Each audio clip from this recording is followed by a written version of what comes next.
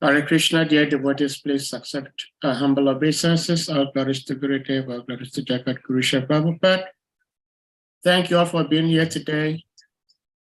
As usual, today is Wednesday. We are fortunate we have His Grace Salika Prabhu, who does not require any introduction. We'll be discussing the SRIMAD BHAGAVATAM with us today. So, Salika Prabhu, I guess you are using the wrong mic.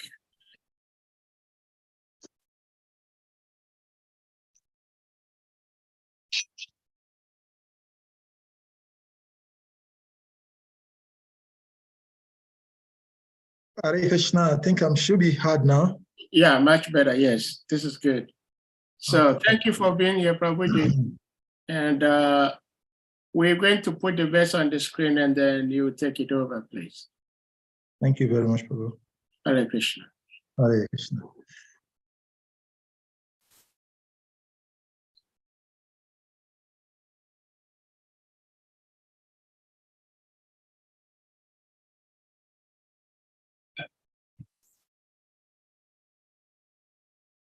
Om Namo Bhagavati Vasudevaya. Om Namo Bhagavati Vasudevaya. Om Namo Bhagavati Vasudevaya. Om Namo Bhagavati Vasudevaya. Narayana Namaskritam Narayachaivam Narottamam Devi Sarasvati Vyasam Tatu Jaya Muktirayet Nasta Apraishu Habadreshu Nityam Bhagavatam Sevaya Bhagavati Uttamasloke Bhakti Bhavati Naistiki. Reading from SRIMAD BHAGAVATAM, first canto, chapter 19, text number 15, titled The Appearance of Sukadev Goswami.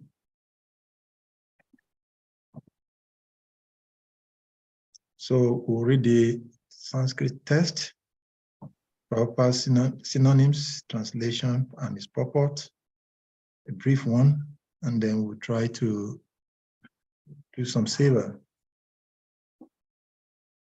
Tam upayatam pratiyatu vipra gangacha devi drita chitam ise vijo pashrita wakastak sakovaha dasatu alam gayata vishnu gataha.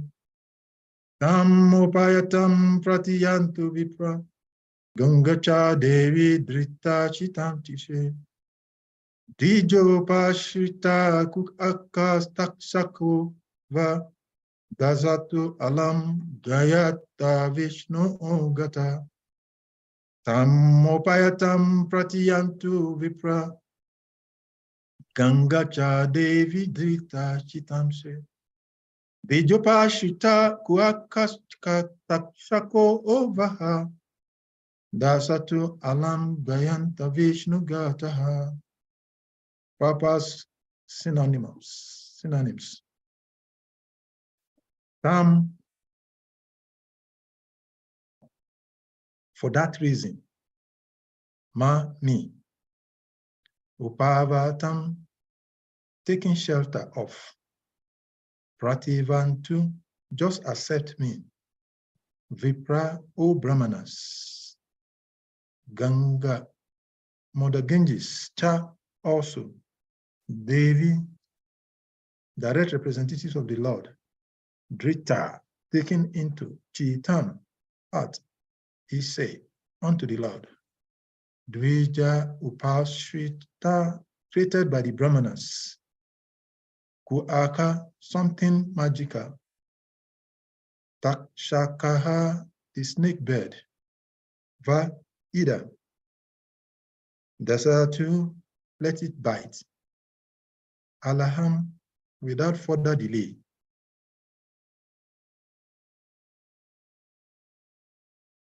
Avatar, please go on singing. Vishnu Gataha, narration of the deeds of Vishnu.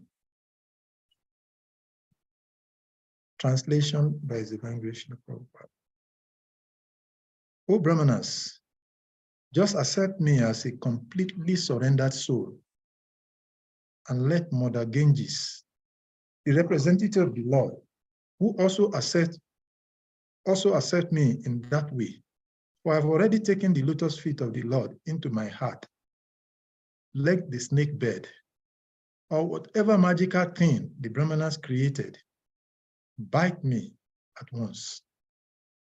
I only desire that you all continue singing the deeds of Lord Vishnu.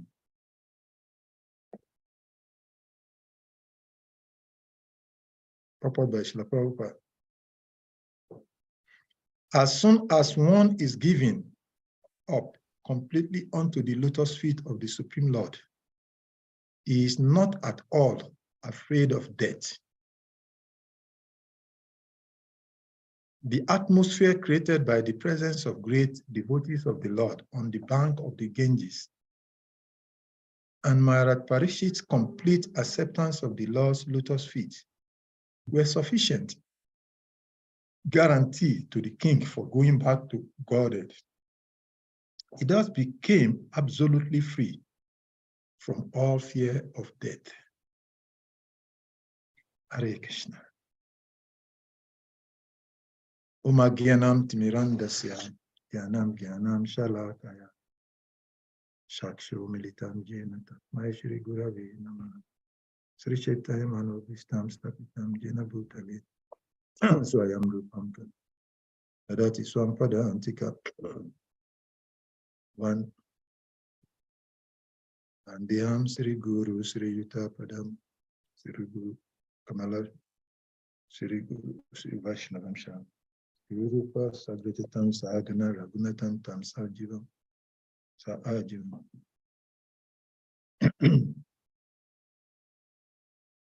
Hey Krishna, Hey Krishna Karuna Shindu Dina Bandhu Jagarpati Gopisha Gopika Kanta Radha Kanta Namastute Tapta Kanchana Gaurangera Devindavaneshwari Shabanishwari Anamami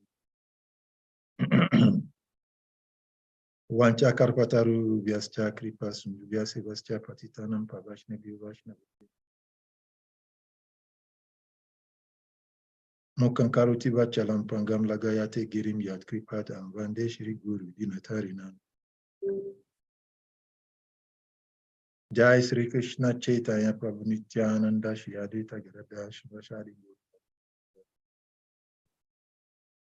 Hare Krishna, Krishna Krishna, Hare Hare, Hare Ram, Rama Rama, Hare Hare. Hare Krishna, Krishna Krishna, Hare Hare, Hare Rama, Rama Rama, Hare Hare. Hare Krishna, Krishna Krishna, Hare Hare, Hare Rama, Rama Rama, Hare Hare.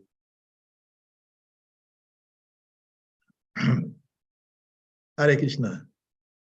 So dear devotees, please, before trying to speak on behalf of Srila Vyasadeva and the Vaishnava Parampara, I first of all, my respectful obeisances to all the Vaishnavas in the line of the disciplic section, from the Supreme Personality of Godhead himself, Narayan, who imparted knowledge unto the art of Brahma, to Sri Narad Muni, who received knowledge from Lord Brahma, and to our disciplic section, and to our dear spiritual master, Srila Bhakti Tirtha Swami, who by his mercy, we are fortunate and opportune to sit before all of the Vaishnavas, trying to render this service of speaking Srimad Bhagavatam. Srimad Bhagavatam is the answers to all human existence, human questions, as we will be reading for that test of the Srimad Bhagavatam. So I beg for your mercy that I may be able to say something that will be beneficial to the devotees and for my purification. So today, like His Grace Master Prabhu has said, it is a real opportunity that I'm given that I should speak today on today's test. I was just coming from a long talk. Actually, I have a lecture somewhere, and I had to cut it short to be able to come in here. And I'm happy that I'll be able to make it. So I thank all of the devotees for giving me this opportunity. So today's text is first canto of SRIMAD BHAGAVATAM, chapter 19. We are reading from text number 15. The title of the chapter is The Appearance of Sukadev Goswami. And the text is a statement credited to Maharaj Parikshit, who says, he is addressing the Brahmanas. He said, "Oh Brahmanas, just accept me as a completely surrendered soul and let Mother Ganges, the representatives of the Lord, also accept me in that way. For I have already taken the lotus feet of the Lord into my heart. Let the snake bed or whatever magical thing the Brahmanas created bite me at once. I only desire that you all continue singing the deeds of Lord Vishnu." So when I read this text and I was meditating on it, three things comes to my mind, and that is what I'm going to focus this discussion on. I consider them, I always ascribe them, I use them in different species, but I'm going to focus and speak on three things. I call them the three keys to becoming successful in spiritual life or in any endeavor in life. I'm going to talk about 3 C's. In the beginning of our devotional service, there is one flyer we are having, and then it ended up becoming part of most of our signboard in West Africa. We say Krishna consciousness, solution to materially seemingly impossible challenges with simple spiritual solution, solving seemingly perplexing, seemingly unsolvable material perplexity with a simple spiritual solution. And there's 3 principles I'm going to be speaking on is calmness,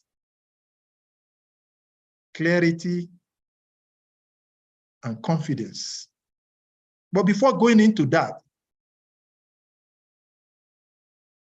I'll start by looking at the text of today, the speech of Maharaj Parikshit, because that is what actually is displayed in his statement in this text. The first sentence is asking to be accepted as a surrendered soul. That is one. The second thing is that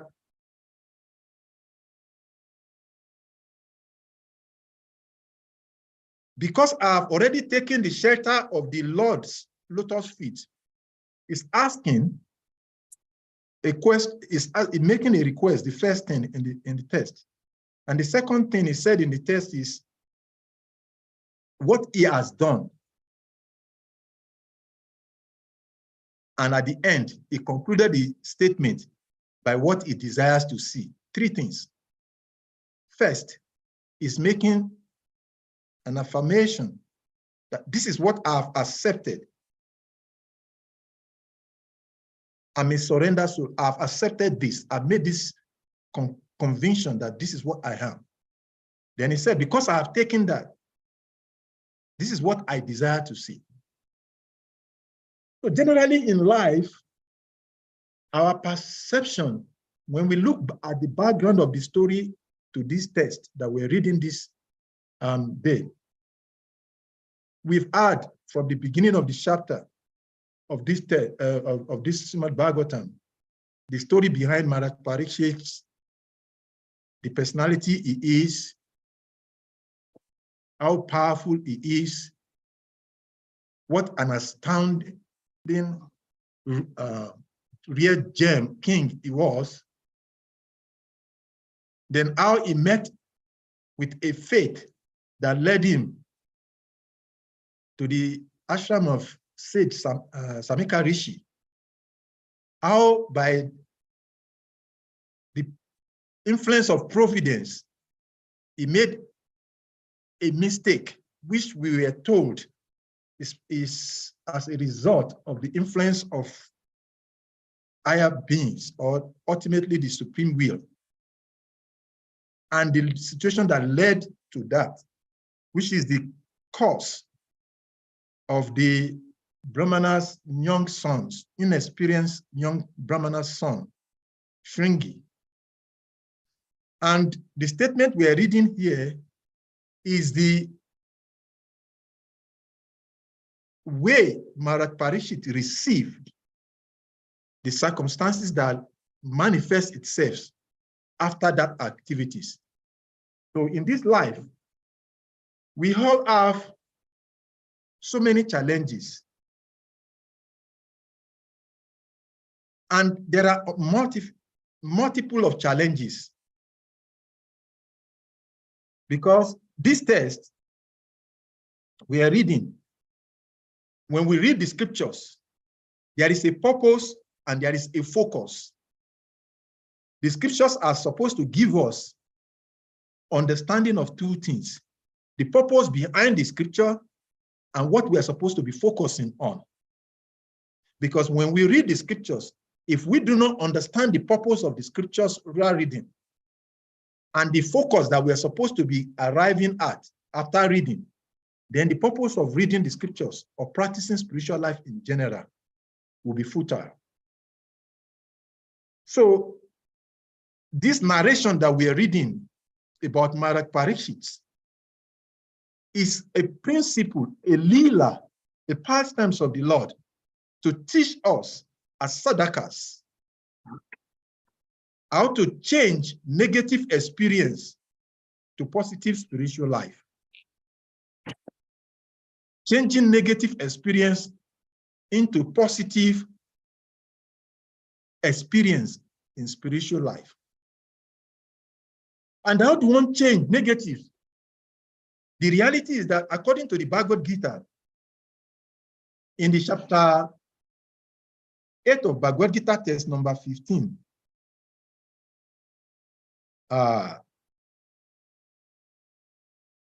Lord Krishna has told Arjuna the nature of the material world. Mam upetia punal janma dukalayam asaswatam napnuvanti ma'atmana samsidin paramangata. Lord Krishna told Arjuna that after attaining me, he's talking about a particular kind of persons, the great souls who are by nature yogis in devotion. They don't come to this nature, to this environment called material world. And you describe which is full of miseries and also is temporary. So this nature of the material world is temporary and it's a miserable place. So there is nothing strange about it. So whatever happened in the life of Maharaj Parikshit is not astoundingly different from what an average person experiences in this world. It's either going to be these challenges or that challenges, but the nature of the material world is that is dukkha alayam asaswatam. The nature of the material world is like that, that it's either this way or that way. Material world is a place whereby there is no wanting of negativity or challenges or difficulties. But why do we come into spiritual life? Why do we call ourselves sadhakas?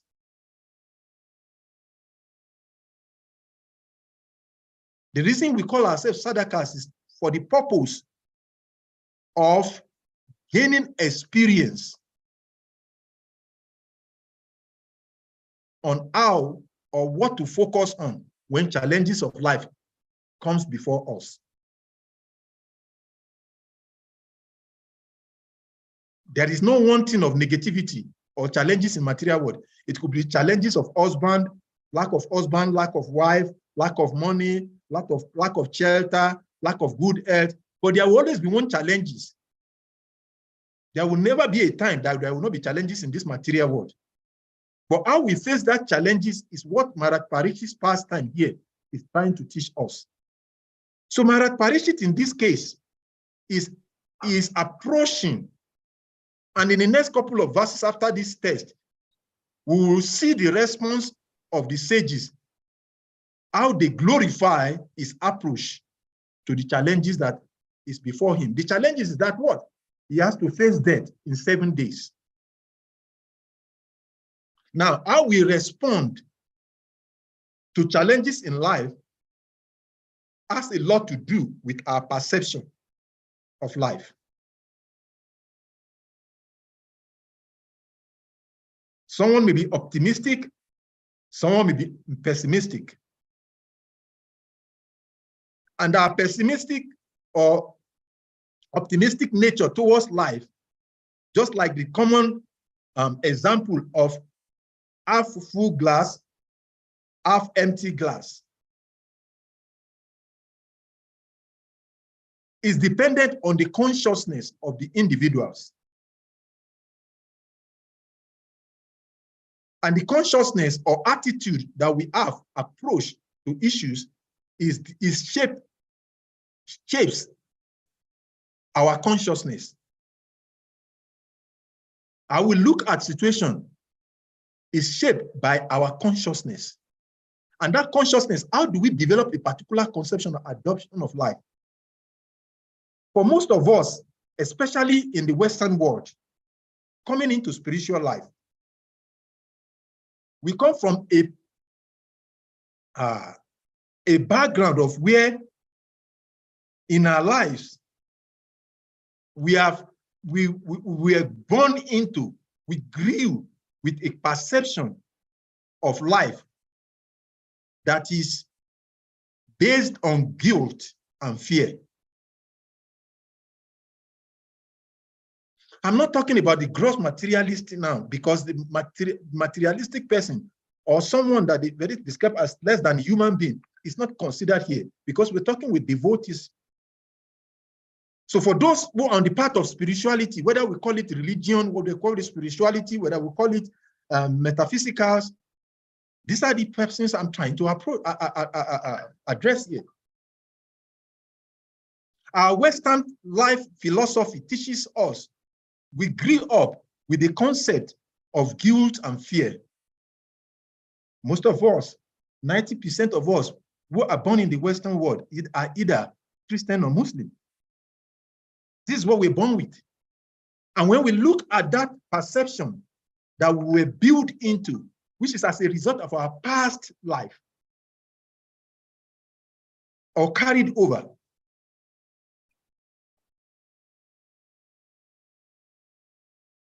the Bible tells us you are descendant of Adams. And because you are descendant of that particular personality who has sinned, so you have inherited sin. So our approach to spirituality is that of already of a guilt. That because our forefathers have sinned, so we have already become inheritance of sinful life. So therefore we have to suffer. So therefore, if we don't do the spirituality or religion or some form of higher activities, we're going to hell. And that is the approach most of us had when we're coming into spiritual life.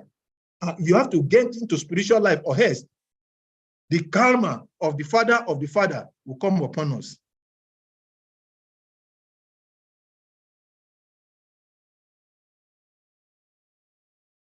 So the guilt that we are already sin, we are born into sin. So therefore, unless we embrace fear, we cannot approach God. But this is not spiritual life, according to the Vedic or Vaishnava or Krishna consciousness perception of life. Because our attitude to any situation is shaping by our perception. The background from where we come give us this mentality of approach. And that is approach we employ in our relationship to individuals, to each other, to religion, to spirituality. So even when we come to Krishna consciousness, some of us, we've come into Krishna consciousness with this guilt and fear perception of life, where we feel that, okay, we have sinned, we are degraded. So therefore, out of fear, we have to take the shelter of this, or else life will not be meaningful. But this is not the approach of Krishna consciousness. In the Bhagavad Gita, Arjuna, perception was not as a result of fear or guilt. Arjuna came, the teachings of the Gita, or the Vedic teachings, is coming from the perception of knowledge and desire. Arjuna was in doubt, and therefore Krishna approaches him with knowledge. And when Arjuna acquire knowledge, in Bhagavad Gita chapter 7, 19, it says, Bahunam Jamanam Ante Gyanamam Prapadyanti Vasudeva Savamiti Samahatma Suduhalaba. After many, many births, one who is in knowledge. So Krishna comes with the concept of knowledge.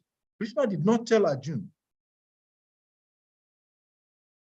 about sin, about inheritance, about the need to be afraid as a result of past karma or sinful activities. Krishna approaches with knowledge, and knowledge shapes the desire of Arjuna.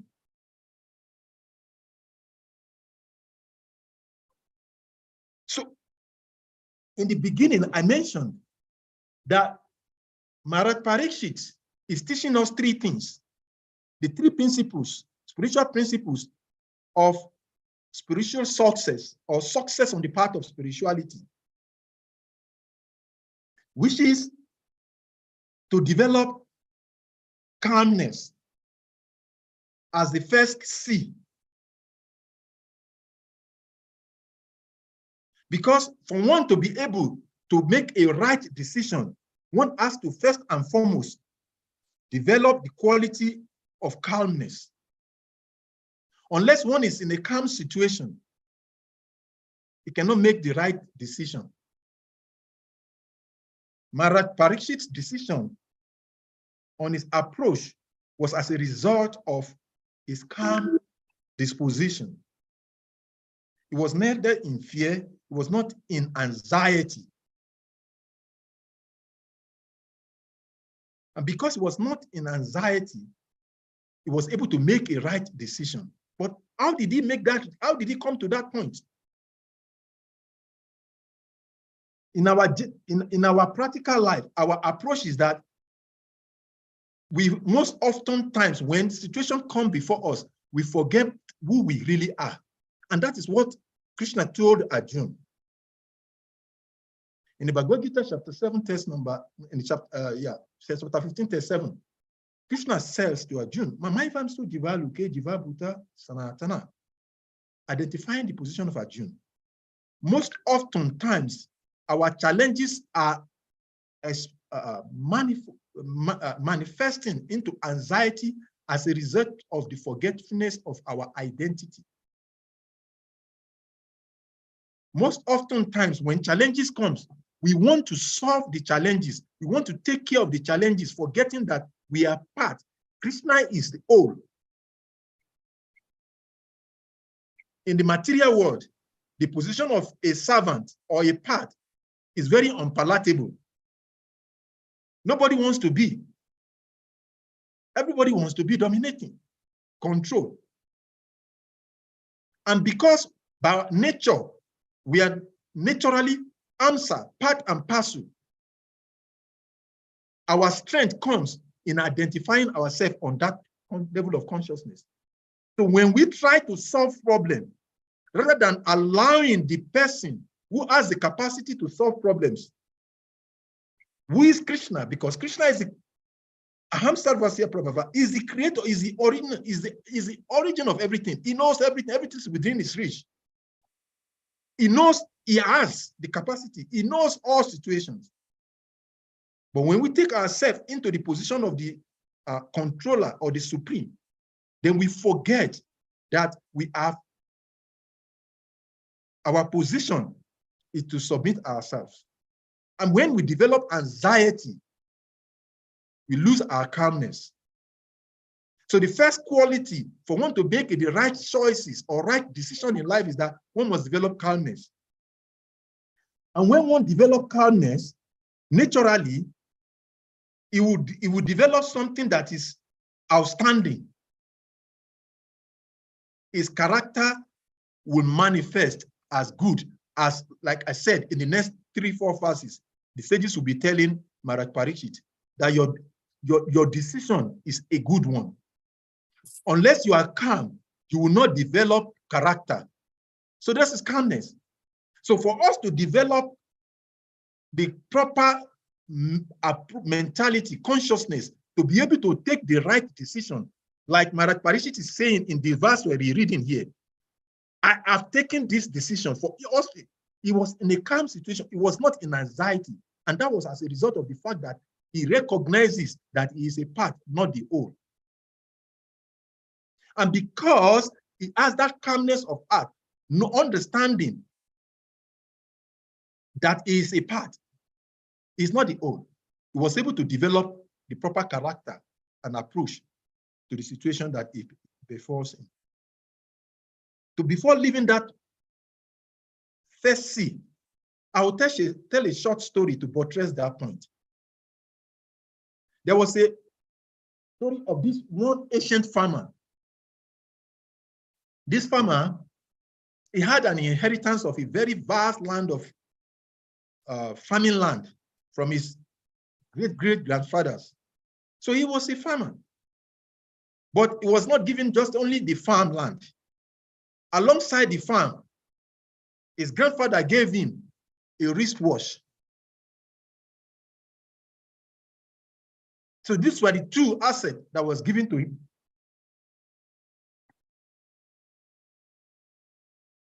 And because in the ancient times, time goes fast while you are in the bush. So when he goes to the farm, he removes his wristwatch and keeps it in the earth. And he occasionally goes there to pick the wristwatch to check the time when it is time for him to leave the farm, so that he doesn't leave the farm too late and it becomes dangerous for him.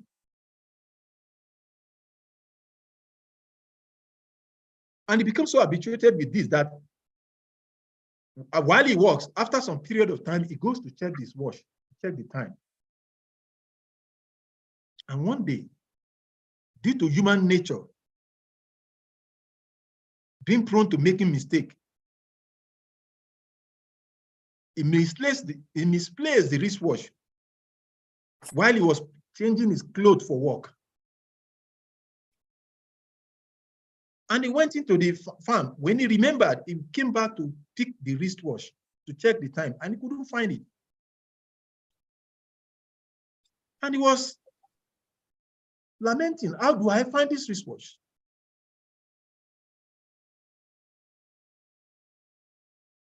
He tried all his best. He couldn't find where the wristwatch was. So he went home, and he had 7 children.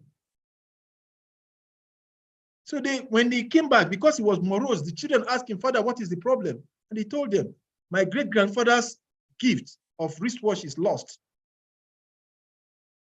And I can't find it in the farm. I tried everything, and I know that nobody has stolen it. And the children said, oh, we can help you to find it, Father. And he said, okay, if any one of you is able to find the wristwatch for me, then I'll give him a very big gift. And the following day, they all went with him to the farm. And when they get into the farm, children, as by their nature, all of them started scrambling. I'll be the one to find the wristwatch. And they were going round and round and round and round, scrambling everywhere. They couldn't find the wristwatch. And after some time, they all got tired. And they came to the farmer. We couldn't find the wristwatch. And when they expressed their disappointment and their inability, the father told them, okay, let's go back. But one of them said, no, sir. Daddy, you allow me to go back there, but on the condition that none of my brothers will follow me into the earth to find the wristwatch. And the father said, okay, let it be. All of you stay here with me. Let him go into the earth and try to see whether he can find it. And he went in there. And whatever they have been finding, the wristwatch they've been looking for since morning they got into the farm till evening, in less than 5 minutes, he came back and he said, Father, I found your wristwatch. And Father was saying, how possible? Since morning, you were part of your friend, we were all looking for the wristwatch. I found it throughout yesterday, I couldn't find it. How did you manage to get the wristwatch in just these few seconds? He said, sir, because I know that your wristwatch make a tinkling sound when it's counting seconds. When I went into the earth, when all of us were there, because of the noise and the movement of everybody, I could not ascertain where the wristwatch was. But the moment I went inside, I sat calmly and held my breath. And then with calmness, I listened attentively. Then I was able to hear the sound of the tinkling of the seconds of the wristwatch. Then I went straight to where the sound was coming from. And there, behold, I found the wristwatch. So in other words, for us to be able to make a proper decision, one has to develop. So the story is that, the lesson in the story is that unless one is calm, it cannot develop calmness. Unless one has that quality of calmness, it cannot make the right decision in any subject matter. Because the mind is natural to make so much of loud noise. And the noise in our mind gives us so many suggestions that end up putting us in trouble. So Maharaj Parikshit, because he recognizes the fact that the Supreme Personality of Godhead is the Supreme Controller, and he allowed the Lord to do his part, and he engages in his own part, which is to listen to the Lord. He was able to make the right decision. And when one has that calmness of mind and he listens to the superior instructions, naturally what comes about is clarity. And that is what is manifesting in the second statement of Maharaj Parikshit. He said, I have given myself completely unto the lotus feet of the Supreme Personality of God. Because he has taken shelter of the Supreme Personality of Godhead, he was able to develop calmness because he understands that everything is under the control of the Supreme Lord. He was calm. And because of that calmness and listening to the voice of the Lord, he had a clarity about the next of actions he has to take.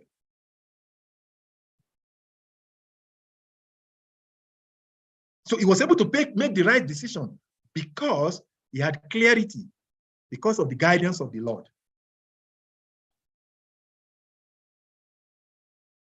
And because he had clarity in his mind, it was able and easy for him to navigate to the final decision-making tool, which is confidence. The fear of or lack of confidence is what makes us to make most of the mistakes that we make in life, and we suffer. But because Maharaj Parikshit took shelter of the Lord, he gained calmness. And because of calmness, was able to have the clarity of purpose, what is to be done. And because of that clarity of mind, he was able to take the right decision. And because he took the right decision, he heard from the sages. He developed the confidence, which is what manifests in the third point he made in his statement, that now let the Maharaj Parikshit have accepted the lotus feet of the Supreme Personality of Godhead. And he was willing, he is ready to accept whatever comes, whether it is in the snake or whatever form of form the death is supposed to come from. And because of that confidence, he was able to competently face death, which is the most challenging thing for the living entities. So when we look at this character or the approach of Maharaj Parikshit, it is spread across the whole of our scriptures. When we look at Dhruva Maharaj, the story of Dhruva Maharaj, it is the same quality that he exhibited.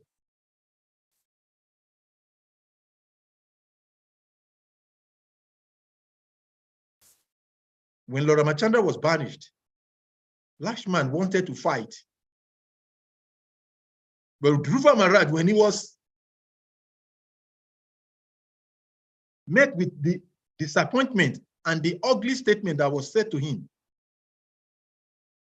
because it did not allow anger to overtake his mind, and he understands that importance of taking shelter, he was able to get the right instruction.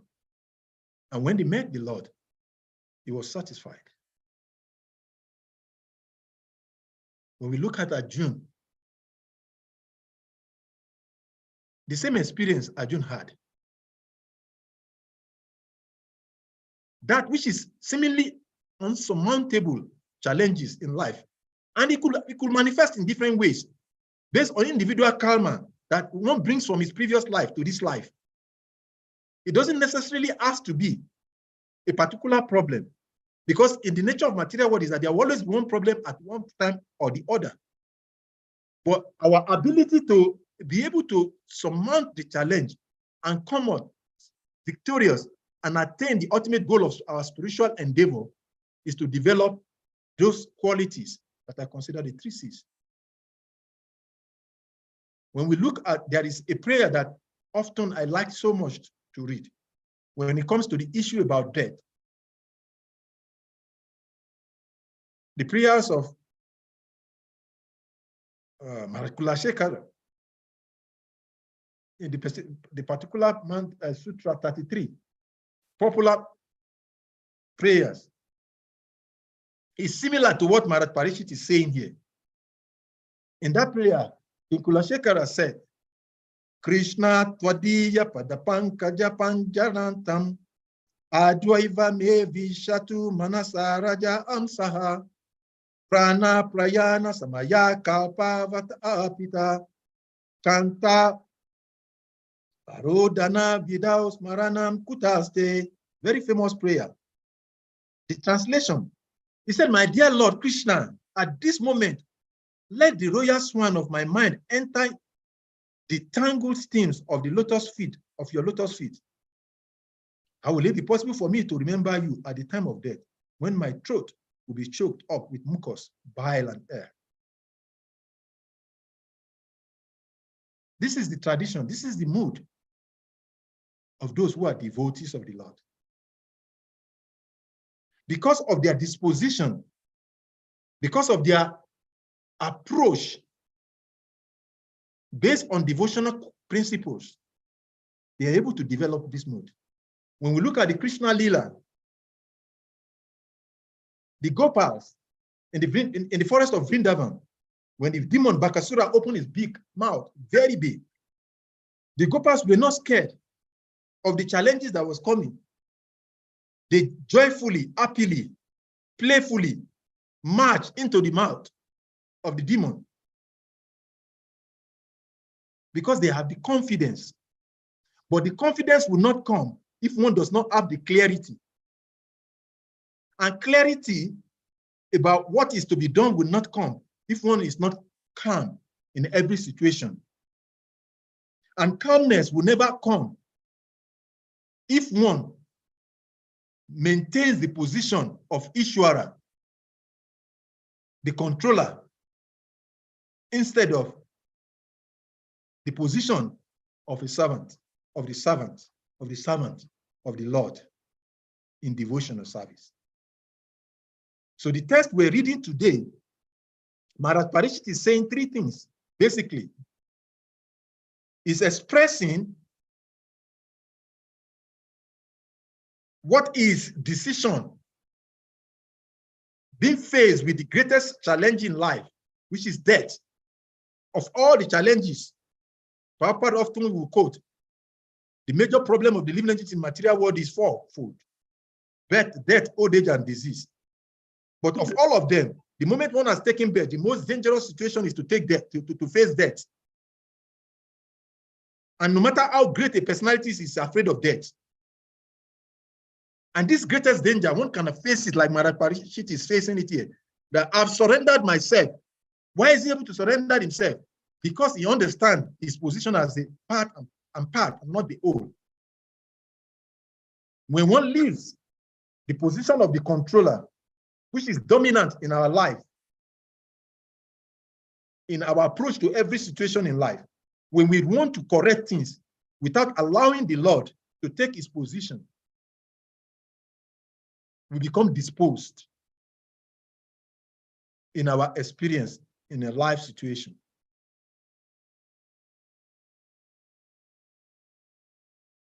So to summarize this discussion, what I'm saying in summary is that Maharaj Parikshit's statement in the text that we're reading is that rather than fixing the problem of death that is imminent before him,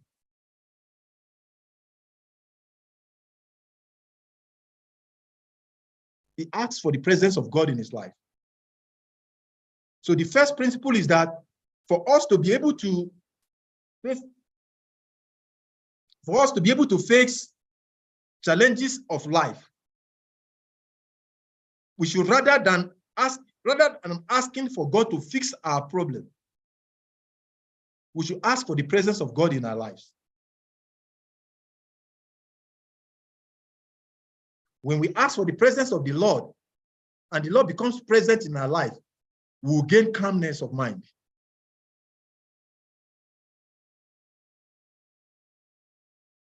And when the Lord manifests in our lives, just like when he manifests in the life of Arjuna during the battlefield of Kurukshetra, Arjuna had the clarity of what is to be done because the Lord's guidance was there for him. And because the Lord's guidance was there for him, it was very clear. There was no mistake on the part of Arjuna. So therefore, he was able to surmount the unsurmountable challenge that was before him. And even before he went to the war, he was so confident that the war is a won battle. Why? Because the Lord's guidance is there with him. So in our spiritual life, individually, collectively, if we want to become successful, like Maharaj Parikshit became successful, because the whole of the story of Maharaj Parikshit in this Leela is to give us the purpose. The purpose of this whole narration is to give us the direction on how to practice our spiritual life so much that when we quit this material body, we will not have to take another material body again. And the only way to do that is to invite the Lord. And it's amazing. We have so many stories, so many pastimes that depicts this. When Srila Prabhupada arrived in Boston, in the United States, the same mood Srila Prabhupada teaches us.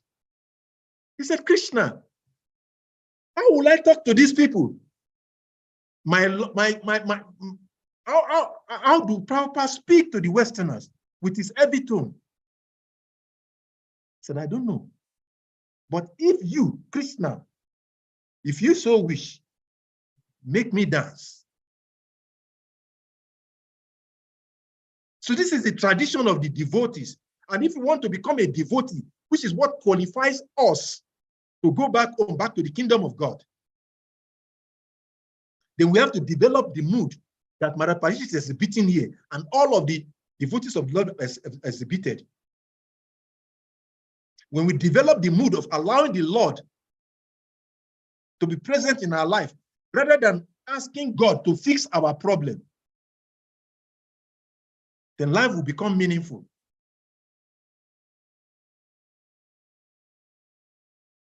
Then we'll be able to surmount. And that is the summary of what Krishna said in the Bhagavad Gita, chapter 18. When we look at chapter 18 of Bhagavad Gita, from text number 50, after Krishna spoke about the highest achievement one can have in life, in the Bhagavad Gita, Krishna in the Bhagavad Gita, in Bhagavad Gita, Lord Krishna, when he spoke to Arjuna, so many process Lord Krishna told Arjuna. In the conclusion, Lord Krishna, he told Arjuna, the highest of all achievements is to develop bhakti. So in text number 55, Krishna said, Bhakti amam abhijananti yavan yasmi tatuta. Tato tatwa to gyatvam vishatetad anantara. Only by bhakti you can have me as I'm standing before you. But then, interestingly, Krishna didn't stop there. After giving the highest thing, then when we look at the 3-4 verses after that, he gives the idea, or he gives us the intelligence to see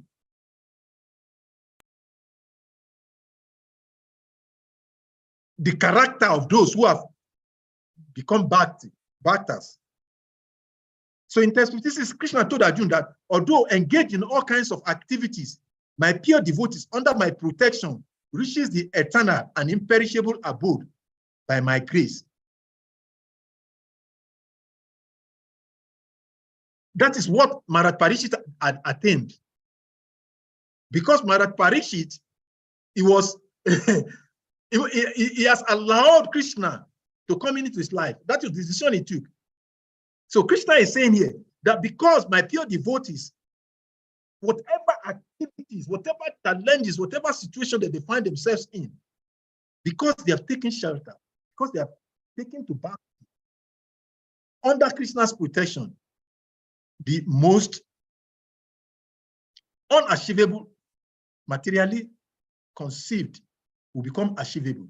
And in the next verse, he said, so therefore, to become a pure devotee, what do you do? In all activities, just depend upon me. Walk always under my protection. And in such devotional service, be fully conscious of me. Interesting. He gave what is bhakti. He said bhakti is the essence. And this is the symptom of one who has become a bhakta. Because they are engaged, they have become my bhaktas. Whatever they engage in, because they are under my shelter, they will be able to reach the ultimate destination. So if we want to reach the ultimate destination of bhakti, then we have to follow this instruction given to Arjuna for our benefit here. And in the next verse, 58, he said, if you become conscious of me, based on this instruction I'm giving you, you will pass over all obstacles of conditional life. And of all the conditional challenges of obstacles of material life, the one greatest among them is death, which Maharaj Parikshit easily overcome in the narration we're reading. And then he said in the next verse, 59, so if, however, if you do not act according to my direction and do not fight, interesting, you will be falsely directed by your nature. You will have to be engaged in warfare. So if we do not listen to the guidance of Krishna, in any case, for one who has taken this material body, we will engage in activities anyway, we will have challenges anyway, problems will come anyway. There is no avoidance of that. And then whether or whether not, we will approach it in one way or the other way. But the result will not be what we are. And that is what he said in text 16. So under illusion, he told Arjuna, you are declining to act according to my direction, but compared by your work, definitely you will become entangled in your activities. So this is what Maharaj Parikshit is teaching us in this beautiful text of the SRIMAD BHAGAVATAM. Three things. Because Maharaj Parikshit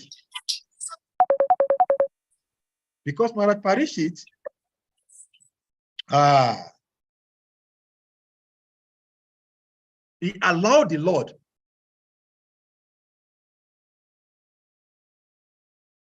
what he got was what? He got calmness of heart. And because he was calm, he was able to have clarity. And because he had clarity of purpose, he was able to develop confidence in facing the most unsurmountable challenges, which is death. So like I said, if we develop these three qualities by taking the right shelter, then these three qualities of calmness, clarity, and confidence will simultaneously give us another quality that will manifest when we develop calmness of heart by taking shelter of the Lord. We will develop the proper character. When we have clarity of purpose, we will develop capacity to face challenges.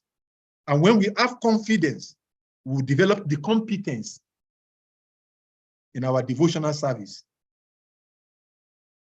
So these C's, the three C's principle will give us the attainment of the shelter of the lotus feet of the Supreme Personality of Godhead.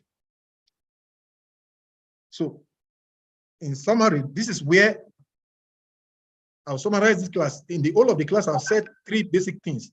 Maharaj Parikshit told us three things in the text that we read. He took shelter of the Lord. Number one, in the same text, he said, because I have already taken shelter, please accept me. He requests for the Lord's acceptance. Then after that, he developed the confidence.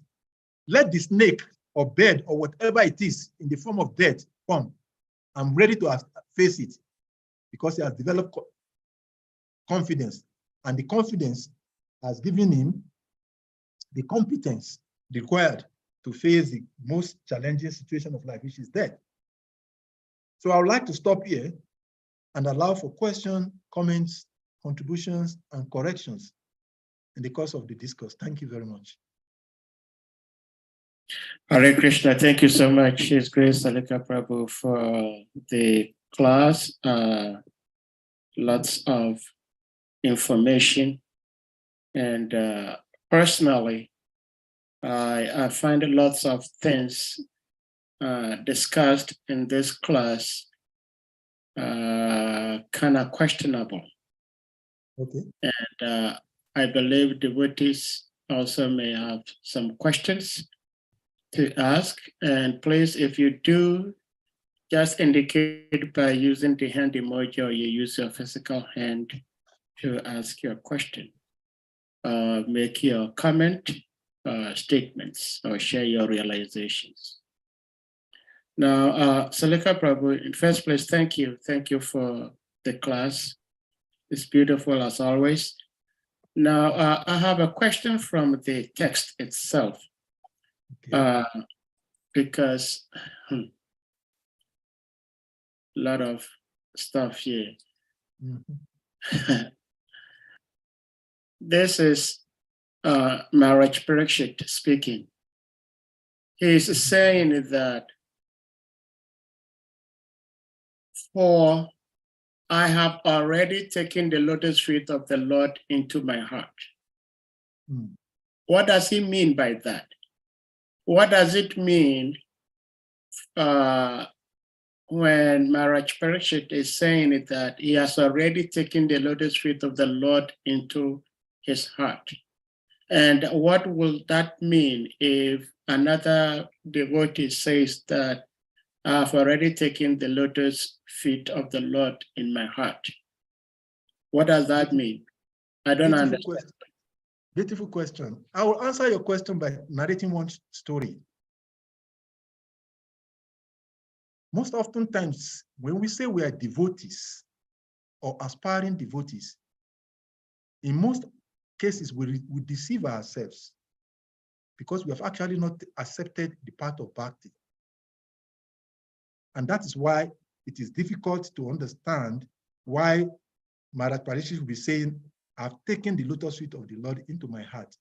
When we say that we have become a devotee, or we have taken the part of devotional service, or we have taken initiation, what we are saying is that by that vow is that we have accepted the feet of the lotus feet of the Supreme Lord through the via media of the spiritual master. But most often times, the opposite is our situation. There is a story of one poverty-stricken farmer in an ancient history in a one remote village.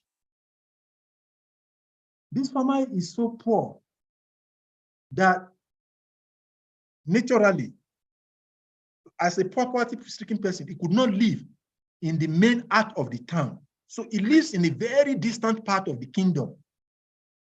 In the ancient times, there are no president or head of state. There are kings and emperors. So the king of the kingdom is far from where he lives. And because of virtue of his poverty-stricken situation,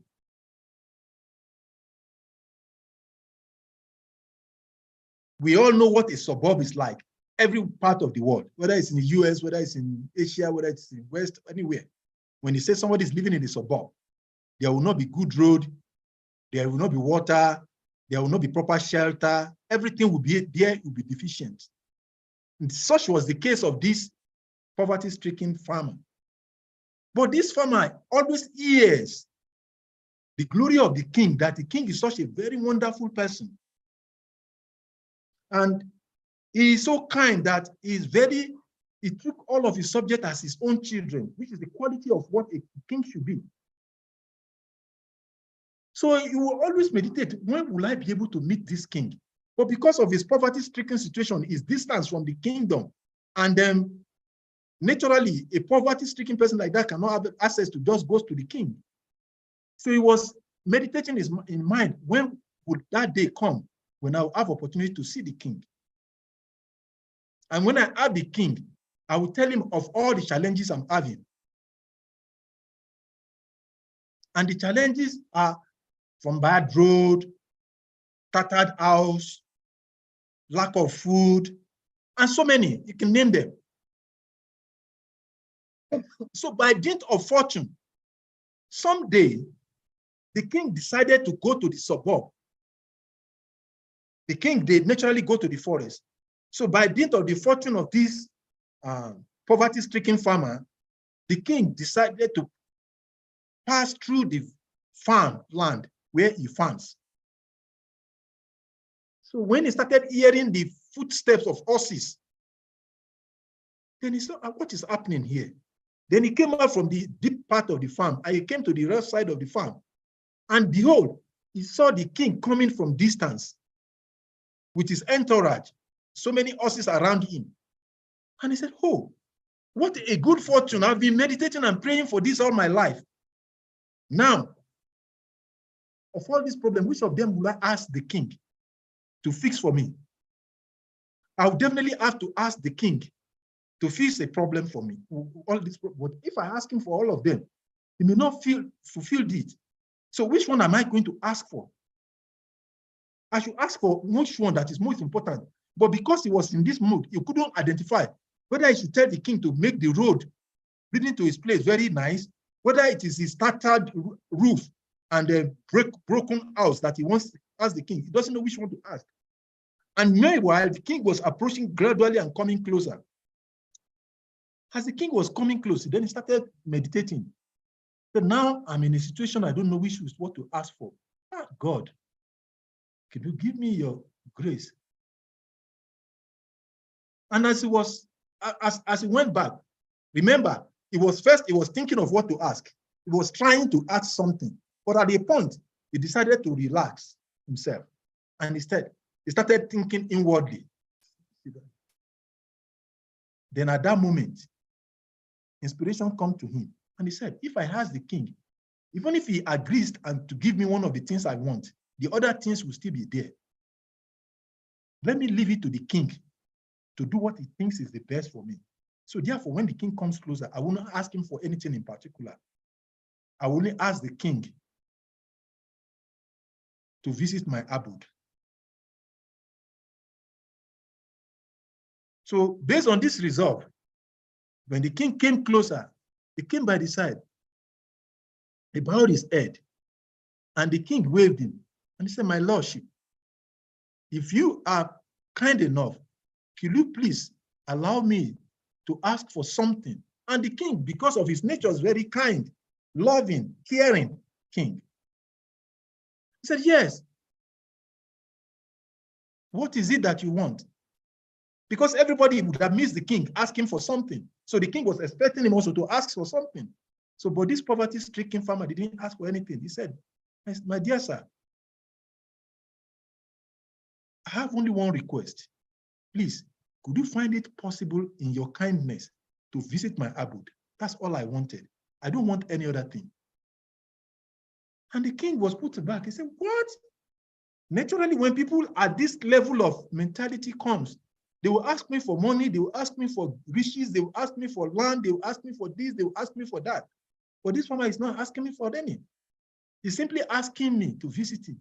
He said, because this is not asking me, because he's not asking me for anything, I will visit him. Then he told him, the farmer, he said, yes, give you a description of your house, and in 7 days' time, I shall visit you. And of course, when the king was to go to somewhere, just like in our modern times, when the president has to go to somewhere, all the protocol officers of the king will go ahead of the place, search the place, make sure the place is in order for the king to be able to come there. So the king sent his emissaries, go to the place of the man and make sure that everything is in order before I come there. And when the king emissary came, they found out that the road leading to the man's house was so bad. So they fixed the road. And they realized that there is no water. They put water facilities there. When they got to the farmer's house, they saw that it was a broken house, tattered. Roof is leaking. They said, oh, the king cannot come into this kind of an environment. It's too dirty. Let us make it clean. So the first thing we do, let us break it down and renovate it to good standard. Let us give it a new roof. And by the time they finish making the place favorable for the king to enter when he comes, all that the farmer was thinking of one by one was already fixed. So eventually the 7 days came, and the king personally came to the house. The place was in a very perfect shape. Everything was provided. And because the king cannot come and there will not be feast, the emissaries have come ahead and put a whole lot of servants there. They brought a whole lot of burger there for them to cook so that there could be feast when the king came. So there was abundance. So what is this story telling us? When we, in our practical life, when we think about God, the next thing that comes to us is that we want to seek from God. We want to ask God for something. But that is the most foolish thing to do when it comes into relationship with God. One who has taken shelter of the Lord, he doesn't ask for anything. Maharaj Parikshit wasn't asking, Krishna, don't let me die. He wasn't asking for, even though even personally he has the power, he wasn't asking, he wasn't exerting his energy to stop the death. Neither was he asking Krishna, take away this cup over me. He said, Krishna, I only hold on to your feet. And because he has held on to the feet of Krishna, everything manifested. The Sukadev Goswami, which is the title of the chapter we're reading, Sukadev Goswami appeared. All the great rishis and brahmanas we have read in the previous chapter came there. And when the great sages and the brahmanas came, what happens naturally? They give Krishna's kata, Krishna Lila. And when that happens, what happens naturally? All the impurities that brings about the pain that Maharaj Parikshit could feel was already taken off. So because of that, he said, because I've taken this shelter, I'm experiencing a great confidence. Let whatever want to come, come. Because by his taking shelter of the lotus feet of the Supreme Personality of Godhead, Sukadev Goswami has come. Narendra Modi did the same thing in relationship to Vyasadeva. Vyasadeva was confused. He was miserable. He has done so many scholarly jobs. He has written all of the Vedic scriptures, but he was confused. Then he meditated, and the spiritual master appeared. Narada Muni appeared. The same thing with Maharaj Parikshit. So, what Maharaj Parikshit meant here is that he had allowed the Lord into his life, and because of that, that is what it means to take shelter of the Lord, leaving everything in the hand of the Lord. And when we cultivate the habit of leaving everything in the hand of the Lord in this manner, our experience will be what Maharaj Parikshit is experiencing. I don't know whether it answered your question. Hare Krishna, thank you so much. I appreciated the answer you gave and the story you narrated to give light to what you're trying to explain. Of course, the poverty-stricken farmer physically is poor, but he was also not very intelligent. Okay. Because he asked the king to visit him. And because the king had to visit him, the king made sure the road leading to his house was okay. The house was put in good shape and things like that. But he's just a poor farmer. He's only dependent on his farm produce. The weather could be bad and he would be hungry. So if he were intelligent, he would have chosen or requested it to become a servant of the king. But it's okay. He did pretty good. He did pretty good. But my further question is that oftentimes we hear devotees say, just surrender to God, just surrender to God. And it depends on God. What does that mean? Does that mean that one does not use his brain to think as to what to do, what not to do? What does it really mean when we say, especially somebody is having a hard situation and then you go to him or her and says, please just depend on Krishna, just depend on God. God knows best. What does that mean? What are we telling this person to do? Please help. Thank you. Beautiful question. Let us use the metaphor of a tree, the branches and the leaves. The tree is a tree because of the branches and the trees and the leaves. When, as the part and parcel, the tree has its own purpose, but the branches, the leaves, they give meaning to what we call the tree. What I'm trying to express here is, as an individual, so part and parcel of the Lord, we have our part and role to play. The only problem arises when we try to leave our own part and play the part of the whole. That is where the challenges come. So when one is sick, an intelligent person knows that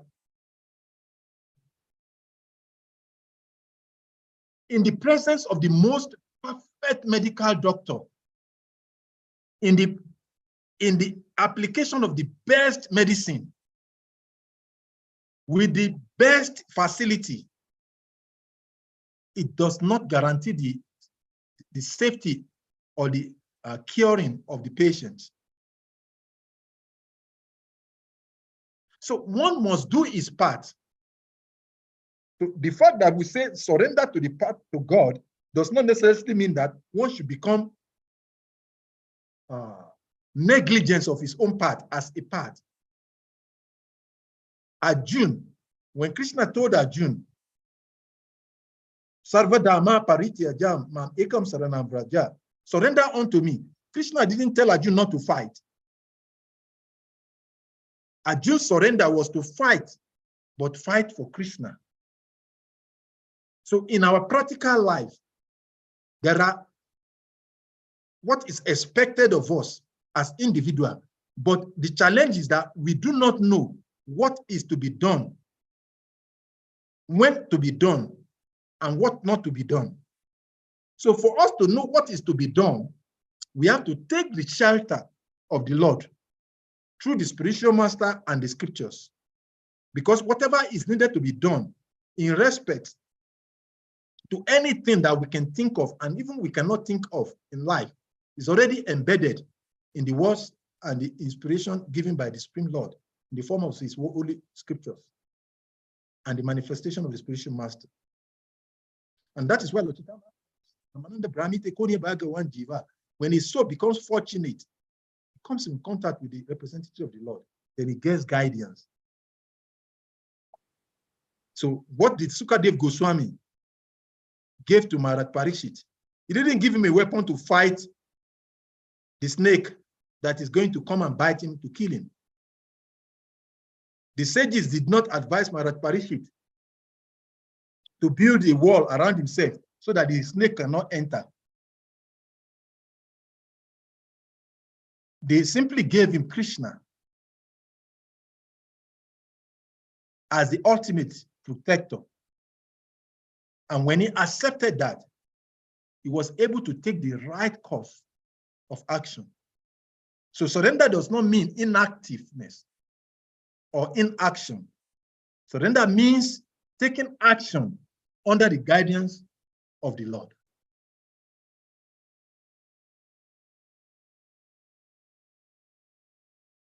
Well, Hare Krishna. I will let somebody else speak, but Kavi Kanapur Prabhu has kindly shared something beautiful on surrender in the chat room, which it's kind of lengthy and it's very interesting.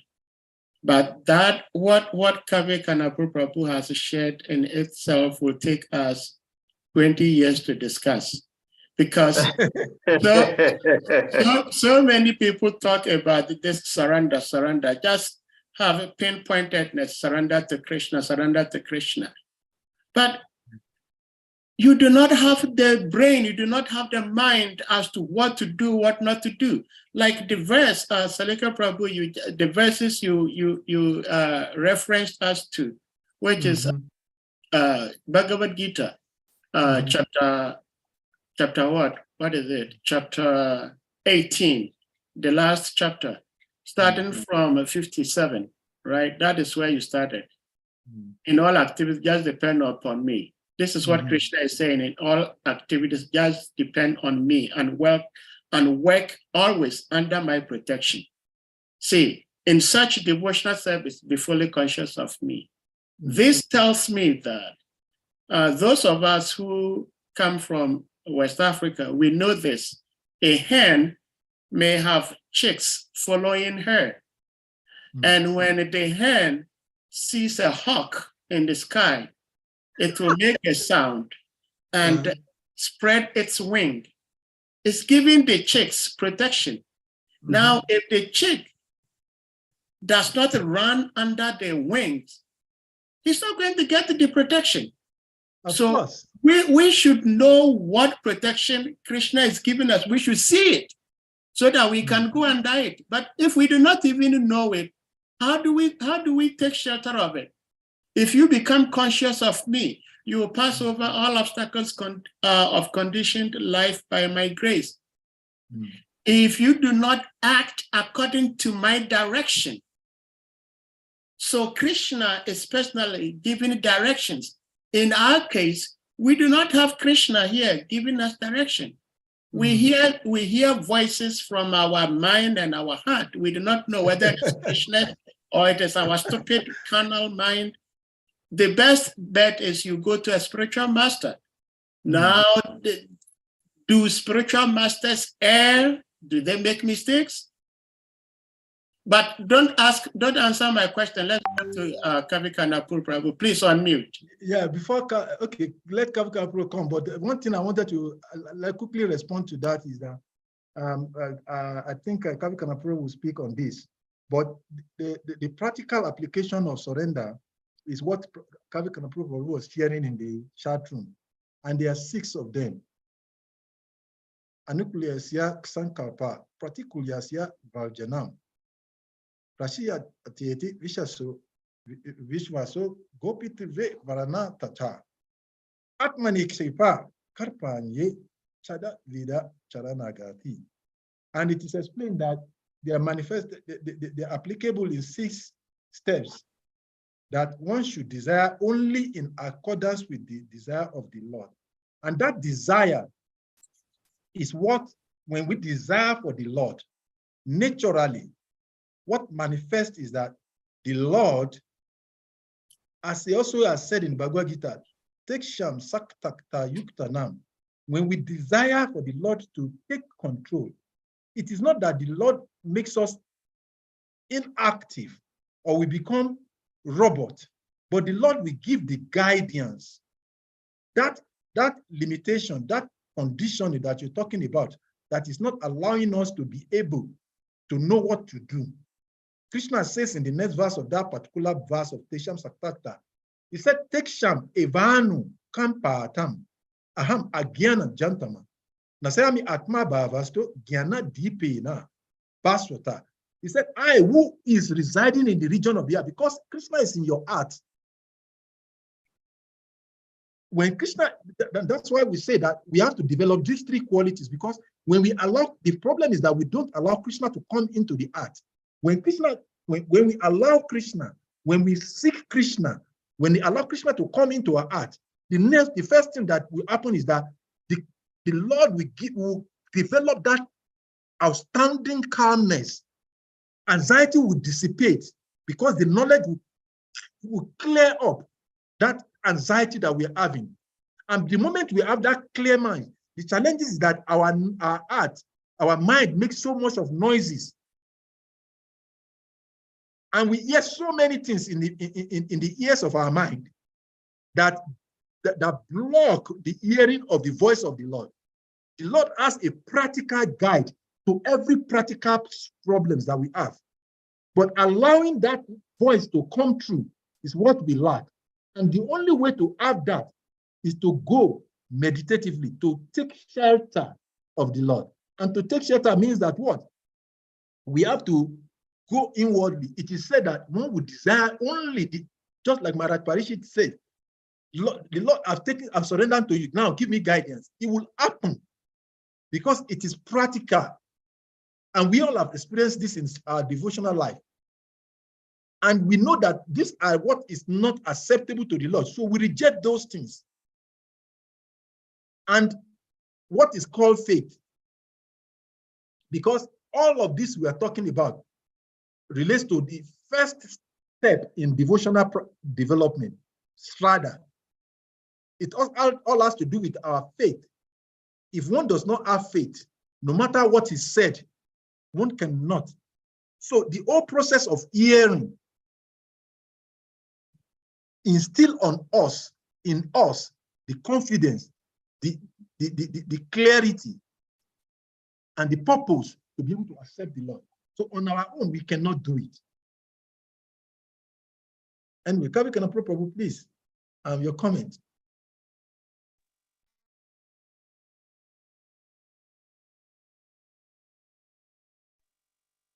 Yeah, it's a little bit dark because there's no light now. Hare Krishna. Okay, go ahead. Yes, Prabhu. Thank you very much. Your voice is enough. Okay, Prabhu. Thank you. Just regarding to the surrendering topic that is ongoing, that is why I said, let me just say something. Like I posted this, that is from chapter 1866, Sarva Dharma, the purport. And that quotation is from Bhaktivinoda Thakur.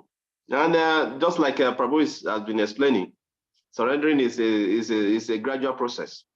Surrendering doesn't happen at once. And all of us we will come eventually. If we just remain in Krishna consciousness, we will totally surrender at the point of death, whether we like it or not.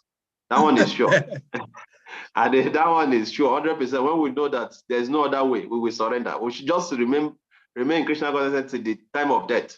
if we are very fortunate to be in the association of devotees. But that will happen not naturally. But now, because we are in the material world, we are trying to use our intelligence to figure out things. So we are very proud of our intelligence. That will always come into play. It's natural. We think we can do this, we can do that.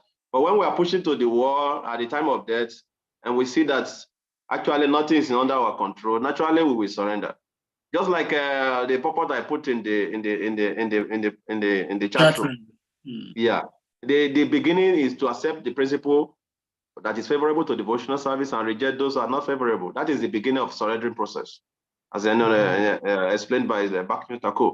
That is the beginning, accepting and rejecting. Prabhupada simplifies everything for us. No illicit sex, no gambling, no intoxication, no meat eating or fish or egg. We should reject all this. Then what are those we should accept? Chanting of the chanting Hare Mamata 60 rounds a minimum every day, hearing SRIMAD BHAGAVATAM, associating with the bodies. We should accept all this. So in the beginning, we should accept and reject, accept and reject. That is how we should program our mind. And gradually, one day we'll come to realize that God, Krishna is the supreme maintainer, is the one maintaining us.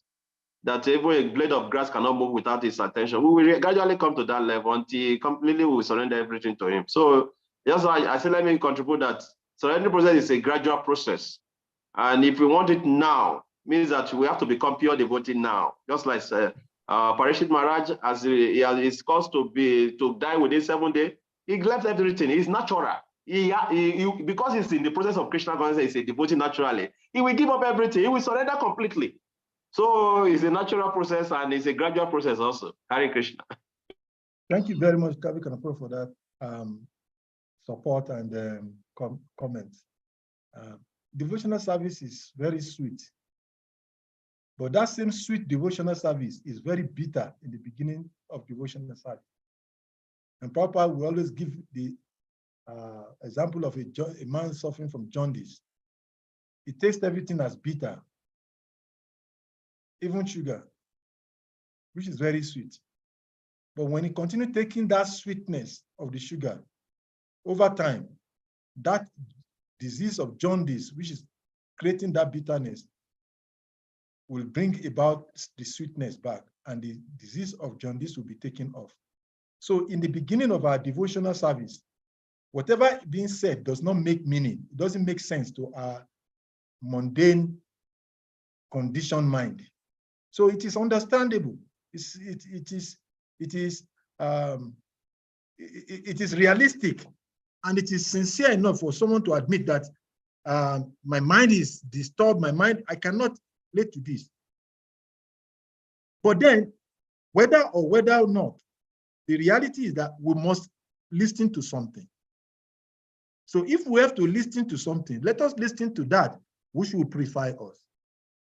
If we want to talk something, let us talk that thing, because these are natural activities of the soul in the material body.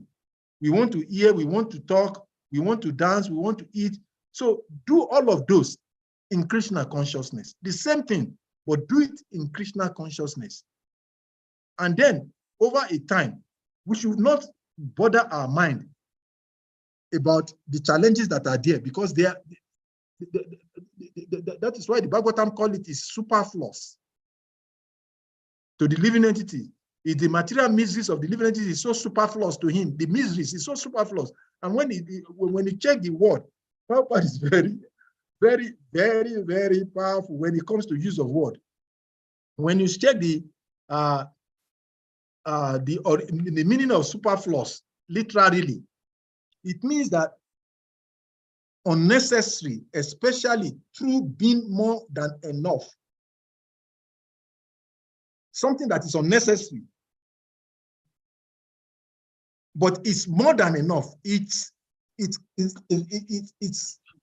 in abundance. It's surplus. Our miseries are so much that we cannot quantify them. The moment we are thinking that a particular problem is what we have, we start seeing many other manifold of challenges. So it is natural. Prabhuji, thank you. See, personally, I'm trying to be a devotee. I love it. That's why I'm still here. Good. But I am not just interested in listening to stories. I'm interested in listening to stories and see how those stories can help me in my own life. So if you are telling us that because Maharaj Parikshit was a surrendered soul to the Lord and he was cursed, he didn't bother. He said, okay, if you want to kill me, kill me. Now, what do I learn from that? If somebody is attempting to kill me, do I say that, okay, it is the will of the Lord, kill me? If I'm sick and I have to take some sort of medication to get myself recovered from the disease, why should I do that if it is the will of the Lord? These are some of the things I want to find out. What do we, I wouldn't say we, because I don't know everybody, but I know myself to some extent. How do I, please help me, how do I live my life when somebody attempts to hurt me? And I know this person is about to hurt me. What do I do? Thank Please. you, Sir Prabhu. Let us use your example now.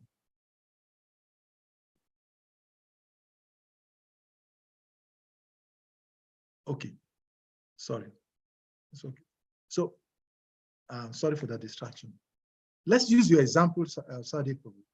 Let's talk about somebody wants to kill me or you, and I'm privileged to know that this person wants to kill me. So what should I do?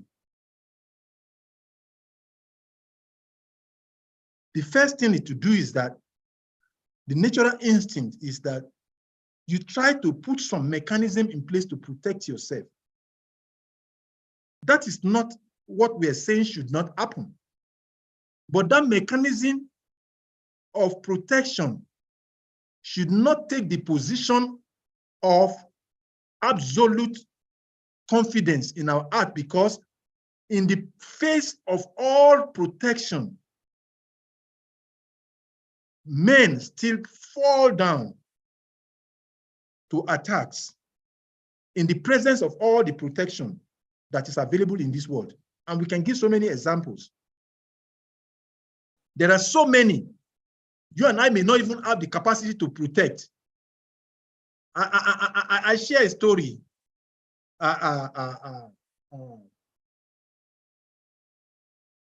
There's a story of, you said you don't want to hear stories.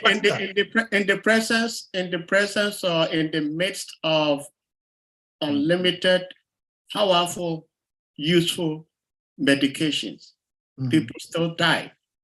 So why should I take medicine?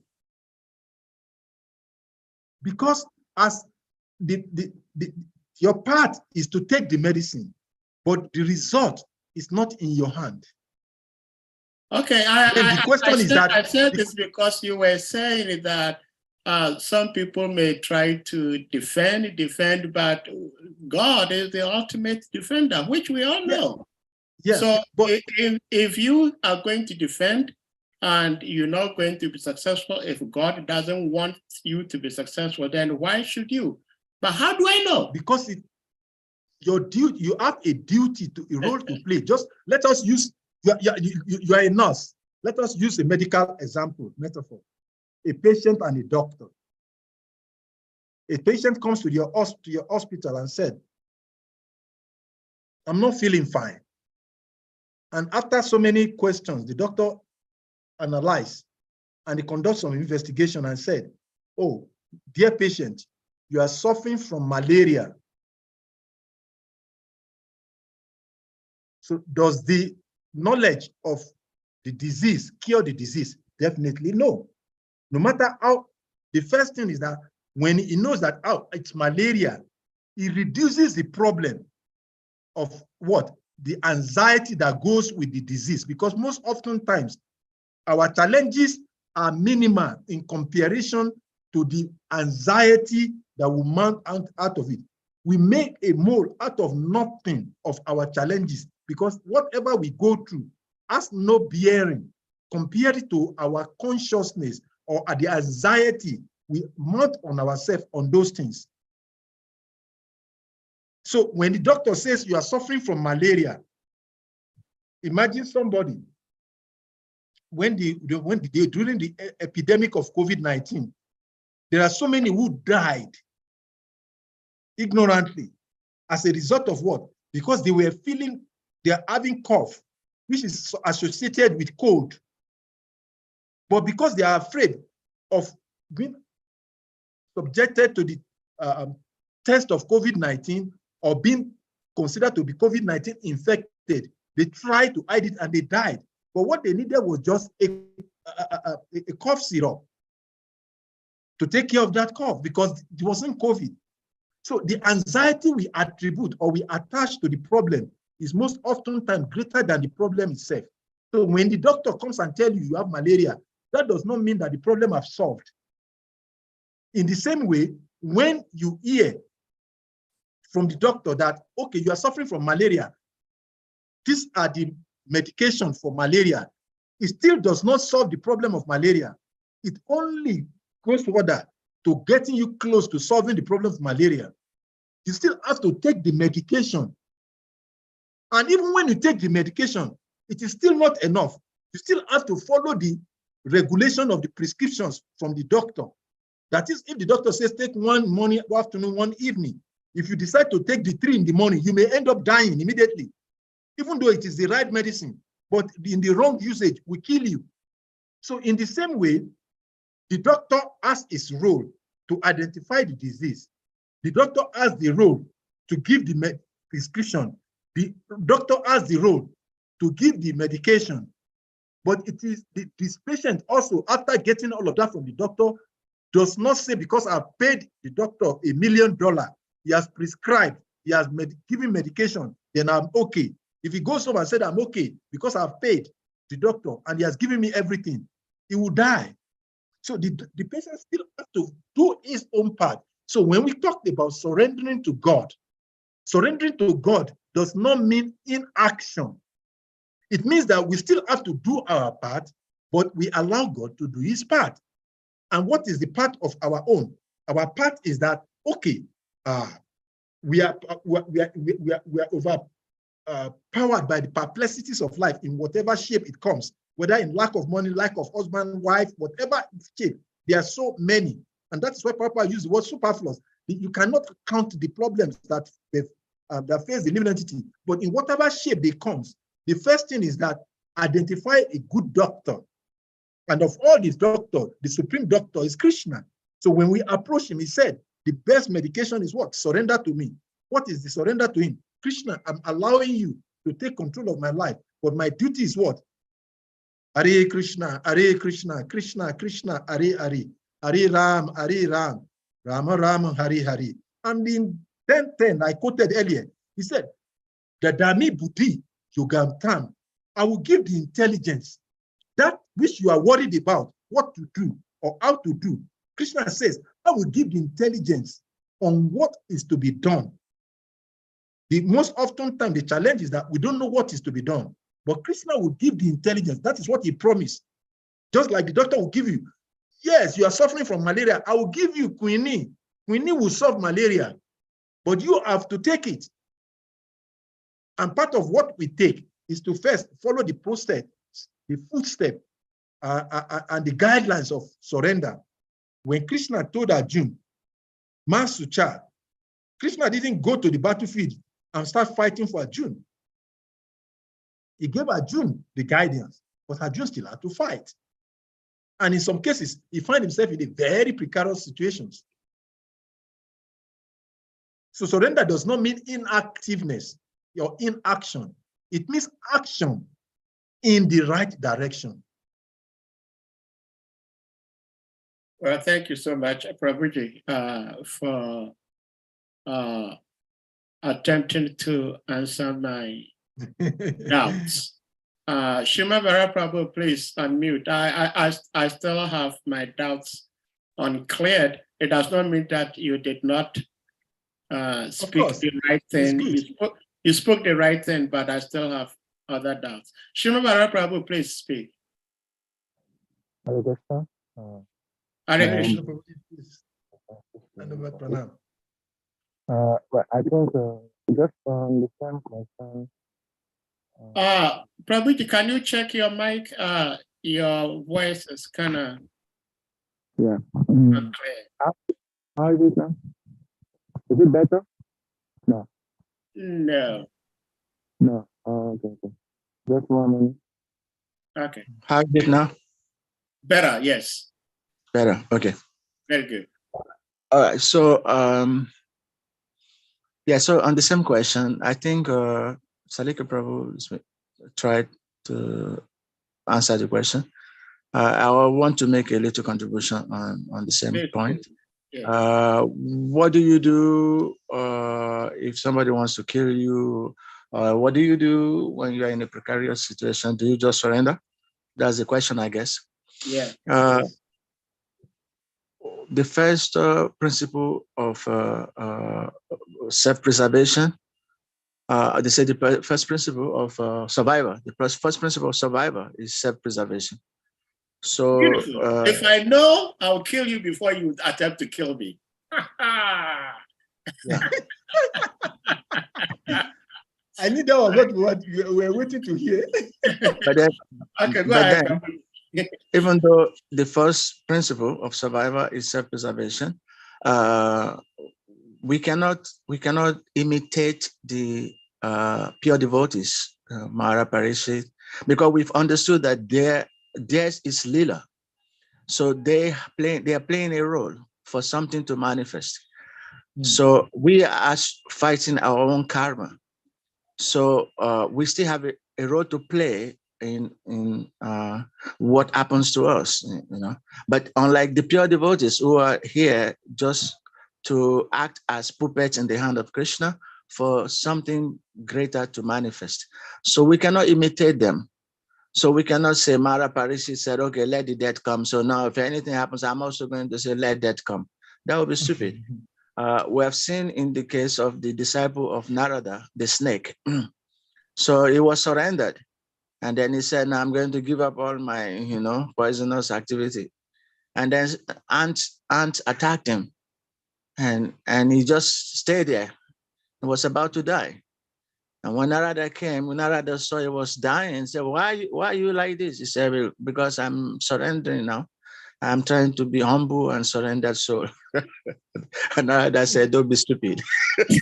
Raise your head. Even if you just raise your hood, all those hands will run away. Yeah. So we still have this responsibility to protect, try our best to protect the God-given body that Krishna has given us. And then, like Prabhu said, Arjuna still has to fight, even though Krishna told him, Masusha. So we still have the responsibility to try to preserve our life, even though we know it's in the hand of Krishna, but we don't do many things that can put untimely ending to our life just because we think we are surrendered. So, I mean, in general, what I'm trying to say is we cannot imitate, but we can follow the example, in the footsteps, but we should avoid imitation. Okay, thank you. Hare Krishna.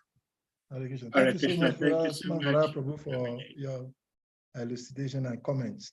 The issue about surrender is very difficult because that is the last wall of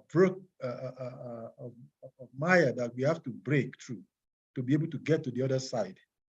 We are on this side of the divide, which is in the material consciousness. And the day we actually understand surrender, that's what Krishna says. Bahunam Jamanam Ante, Genavam Mampapa de Ante, Vasudev Savamiti, Sama Atma Sudala. But the day we understand that word surrender, that day our problems is finished. So it is not strange that it is difficult to understand, or it takes a longer time to surmount.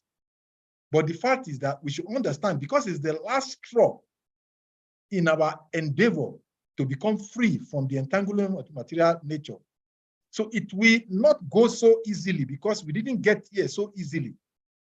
We came here after so many. Even when Krishna was saying no, we are forcing ourselves to be here. So when we get here, to get back to the other side will not come so easily. So we're not saying that because surrender is the key, then it is so cheap, as it's not as good as easy as it is sweet to say. It takes a whole lot of, in fact, many bets, and that is what Krishna said. Bahunam Jamanam Ante. After many bets, when we really comes into this knowledge, then he understands, oh, Vasudev, Sava, Iti. It's Krishna, ultimately it's Krishna. Then he surrenders unto him. But to come there is not an ordinary thing. And as Prabhu was explaining, I was just remembering another story of Gajendra. When we remember the story of Gajendra, Gajendra did not, all of a sudden, when his foot was caught by the crocodile, Gajendra did not just immediately started saying, I'm surrendered, let the crocodile carry me. The crocodile will have finished him. Gajendra struggled, he fought. But at some point, he realized, he remembered that this my effort. So that is what we are talking about. To know that time when we have to give up. Because each and every one of us is coming from a backlog of karma that brought us into this present situation. But there are things that is within our scope that we have to do. And that's why we say we need to do our part. But we should understand when to say, Krishna, I'm yours. Take care. And the ability to know that time is what is called freedom from the illusion of material entanglement. When we're able to come to that point, when we realize, oh, after all, it is Krishna. I'm surrendered unto you. And that is why Arjuna, just like Sahadev, he wasn't taking it so easily. When Krishna talked about this transcendental platform to Arjuna in chapter 2, from text number 54 upward, the Sita Pragya chapter verses of the Bhagavad Gita, Arjuna said, I want to know, how did they talk? How do they walk? How did they look? What is their language? So your question is in the right direction. And the answer is very clear. We have to do our part, but we must understand the Krishna's factor and put it in the subconscious mind to allow it to play. Because if we allow our individuality to supersede our position as a part, then we start playing God. And that playing God is what keeps us in suffering in material entanglement. Hare Krishna, thank you so much, Salika Prabhu. In fact, what you just said is actually what is satisfying my question. Because just this past Friday, we had Nita Kishore Devi speak, and the verse she spoke on clearly states that Maharaj Parikshit was telling the sages that he is very fortunate because he's been brought up, he's been trained to have the favors of Krishna. And so until one is trained to understand when to act, when not to act, how not to act. If one simply says, I've surrendered to God, of course, that is what Kavikana Prabhu was saying, that it is a gradual process. So until we get to that stage, Harichakra Prabhu, please unmute. Yeah, Hare Krishna. Hare Krishna. Dandavat Pranam, Salika Prabhu, Hare Krishna. Dandavat, my obeisances to you and my obeisances to all the assembled devotees. Yeah, I got agitated by the questions that they asked, and so I was listening, and the answers that has been given, of course, the contribution that Varaha Prabhu gave is satisfying, somewhat satisfying.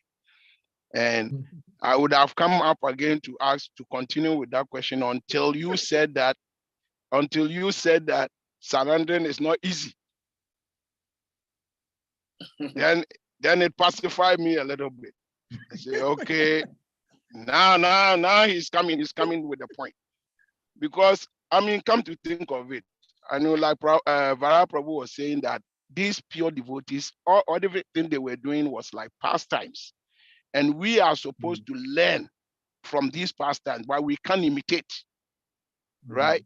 Because look at somebody like Arjuna, before the war started in the battlefield, before the war, Krishna has spoken the Bhagavad Gita, before the war. And Arjuna has accepted, now I'm a surrendered soul unto you. So I will fight. And then he started fighting.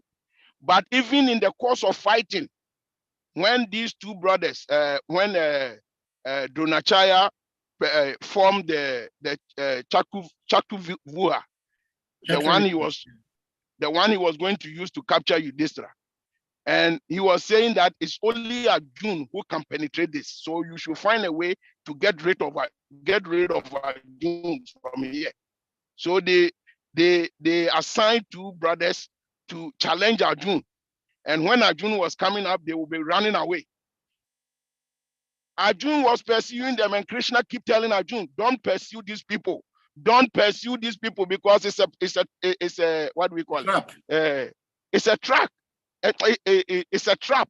Don't pursue them. Arjuna still didn't listen. Somebody who has agreed that I'm now surrendered to you, I'll do what you like. And here you were going, Krishna was telling him, don't go, it's a trap. Still, Arjuna didn't listen. He went after these people. And by the time he came back, his son, his beloved son, has been killed. And Krishna was telling you, if you had listened to me, your son wouldn't have been killed. Right? You get what I'm saying? So when we are talking about, we are just beginners. This is Arjuna, who has already accepted, after hearing everything Krishna has said, who has accepted that now I'm a surrendered soul unto you. This very person was now being disobedient and running after these people, when Krishna keep telling him, don't go after them. So think about us. Think about us. Even though we accept, we are surrendered. But is it so simple? We make it look so simple.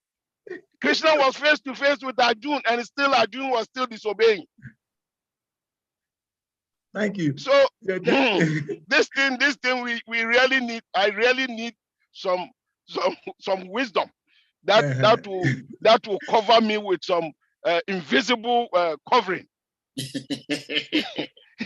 Well, there's a beautiful two sentences in the in response to what you're saying in that text 1858 in the purport.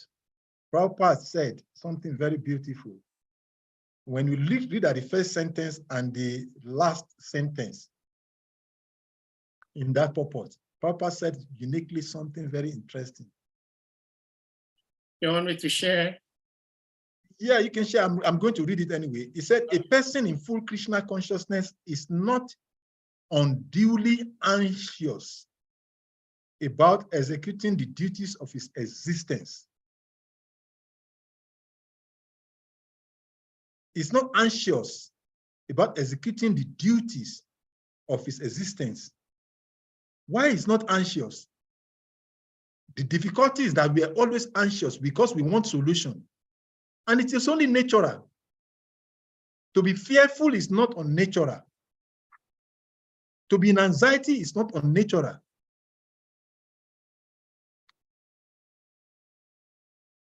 So, for an example, when we sit down and our child is playing in our front, when he gets through to near the gutter, about to fall away, I'll come back to the purport. Although we are not the one there, because we are in we are afraid that it might fall off, we become fearful. Oh, it's going to fall. And at that moment, we rush to protect the child. And that is not unnatural.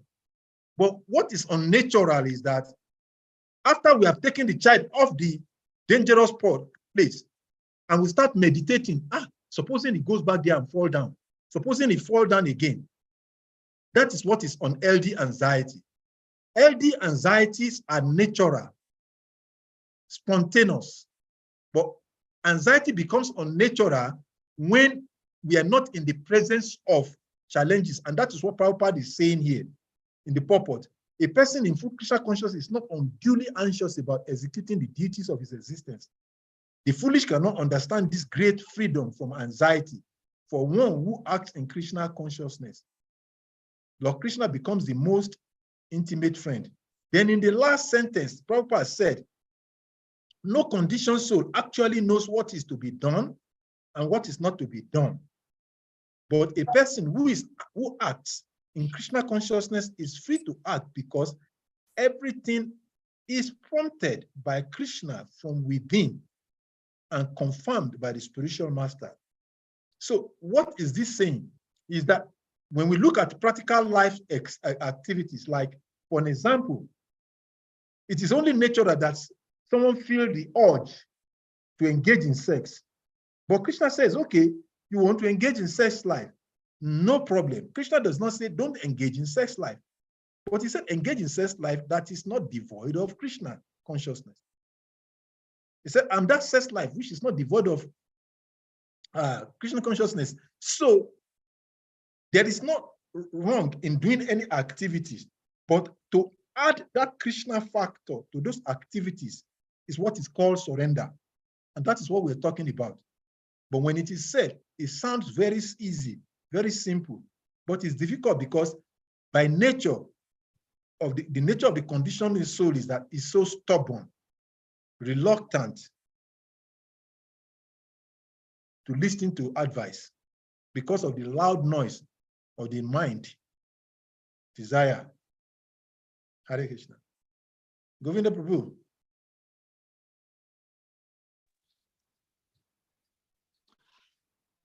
Hare Krishna, Salika Prabhu. Thank you very much. My obeisances to you, my obeisances to the devotees. Prabhu, thank you very much for your enlightenment this morning. Personally, I appreciate your delivery, for this very test. You've said everything that needs to be heard for us to return back to Krishna. Yes, that sometimes, because we've been in this world, in the material universe for a very, very long time, our desires are deeply rooted, for lust and greed. And so it's difficult to actually face for the conditioned souls to face reality. Otherwise, your presentation is more than 200%. This is all we need to have to be able to return back to Godhead. And there are many, many examples in the scriptures that we can relate to, the different personalities who surrendered, and at the end of all, they were all successful. There's somebody like Prahlad Maharaj. Prahlad Maharaj totally surrendered to the Lord. Upon all the harassment of his father, different attempts to kill him, he did not protest. He did not do anything, to fight back or anything of that sort. He only surrendered to the Lord, and eventually, the Lord Himself, came down and protected him.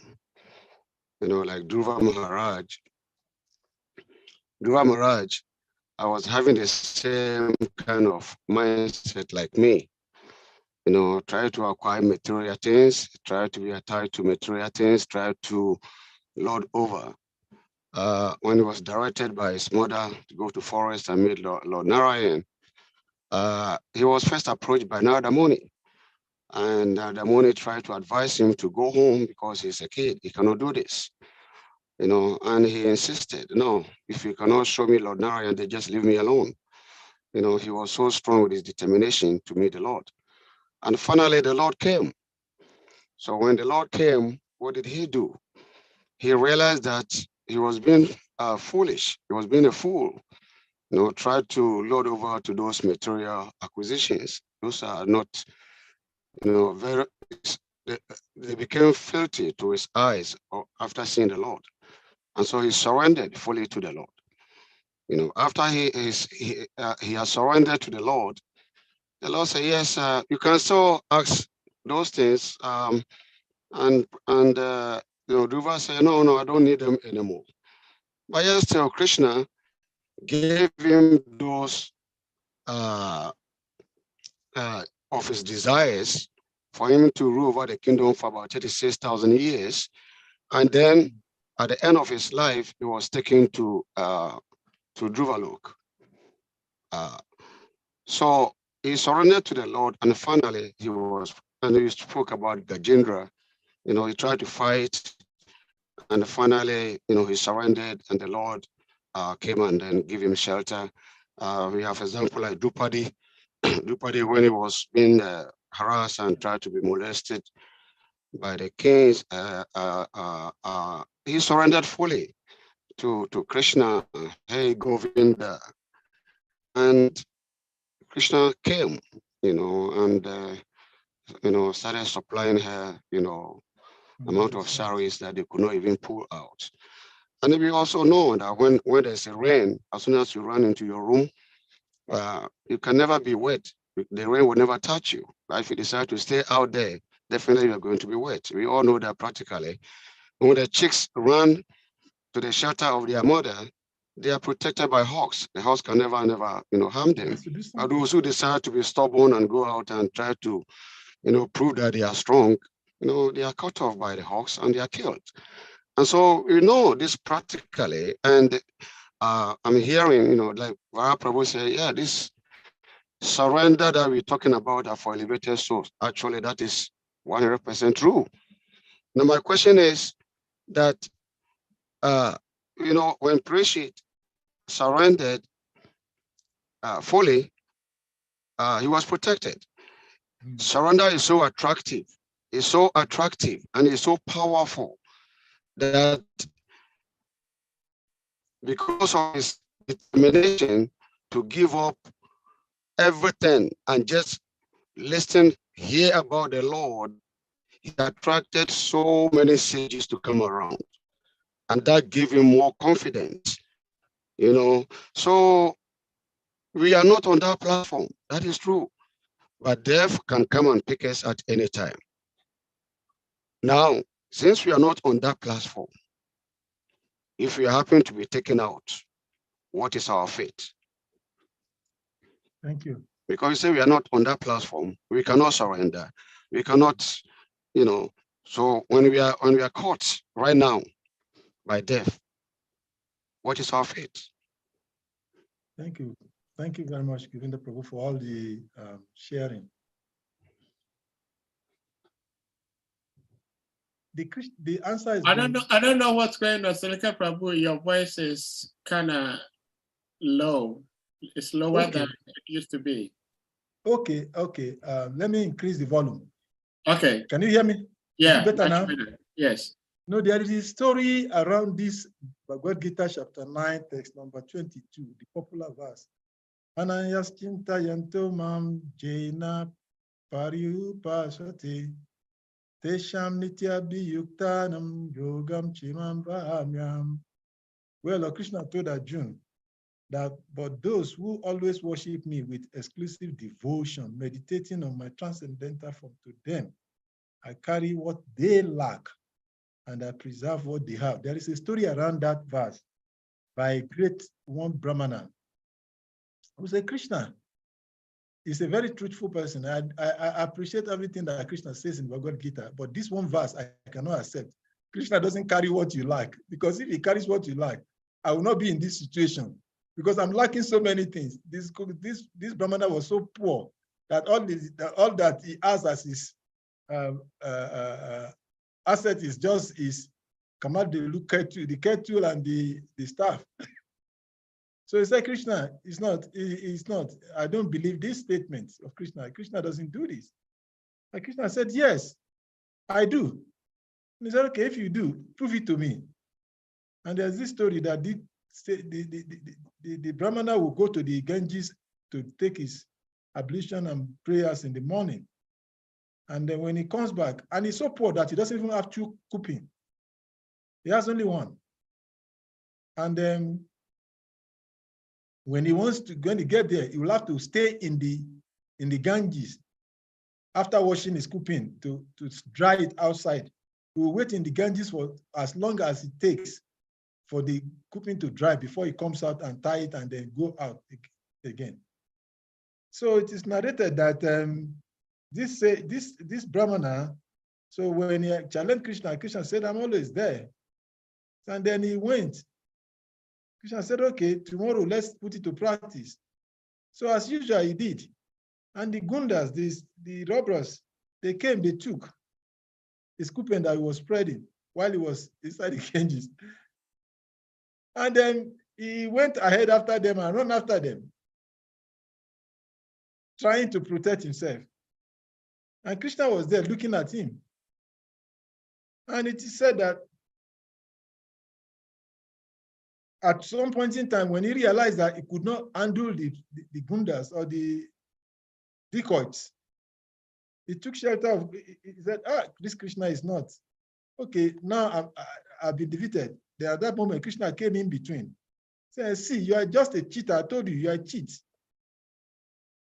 You waited for me, just like Nigerian police, for the event to happen, finish, before you can come and surface. You let everything, the robbers have finished their job. Now you are coming to rescue me. Krishna said, no. When they took you, I was waiting for you to beckon to me, to allow me.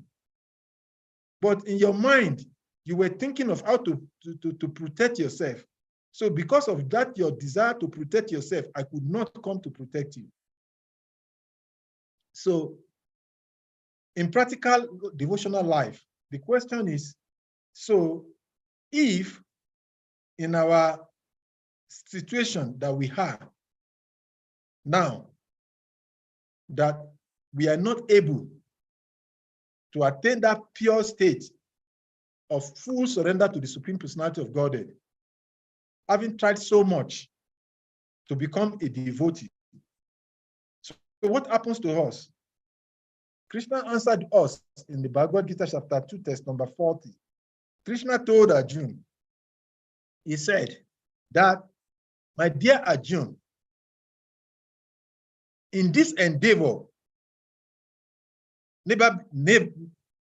nehabikrama nasostihi, pratya vayo na vidyate, swa apam api astya dhamasya, trajate mahato bayat. In this endeavor, there is no loss or diminution.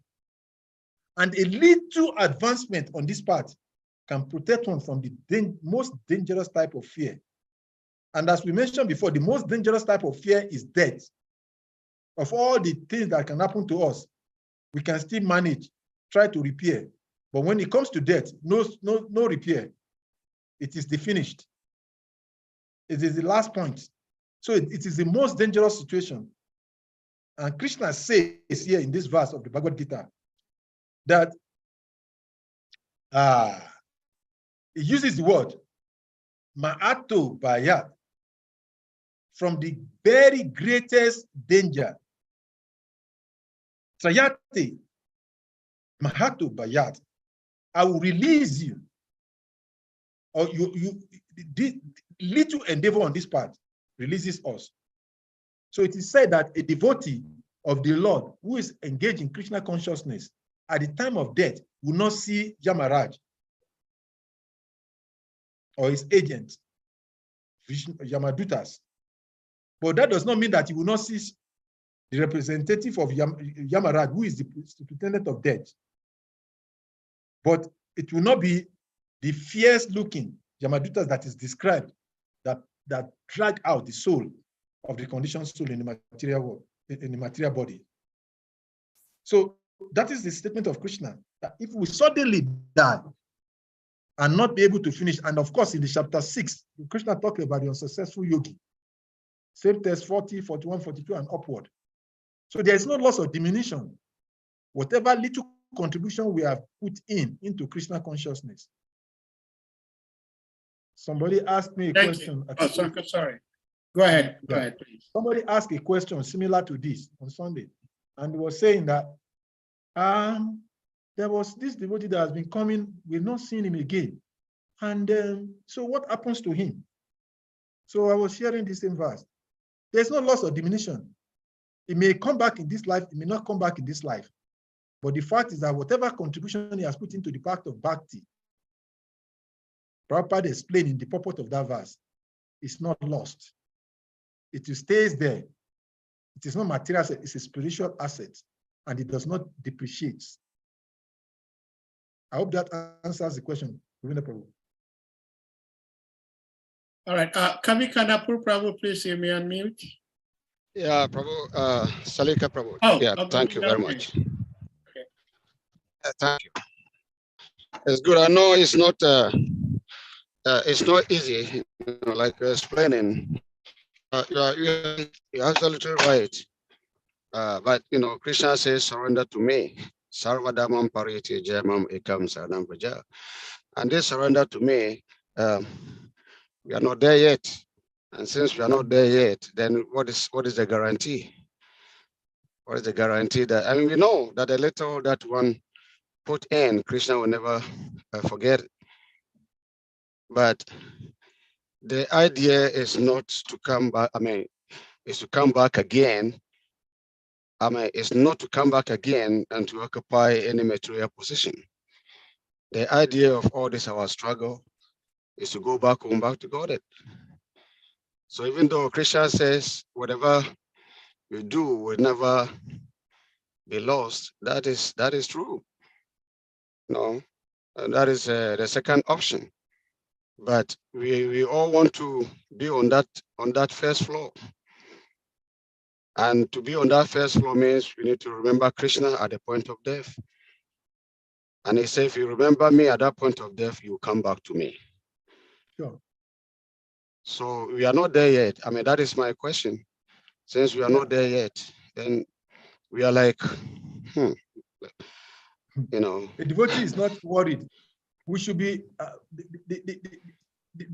this is what I was explaining in the beginning of the discourse earlier on, that most often times our negative approach to the devotional service goes far to the extent that it extends to the relationship with God.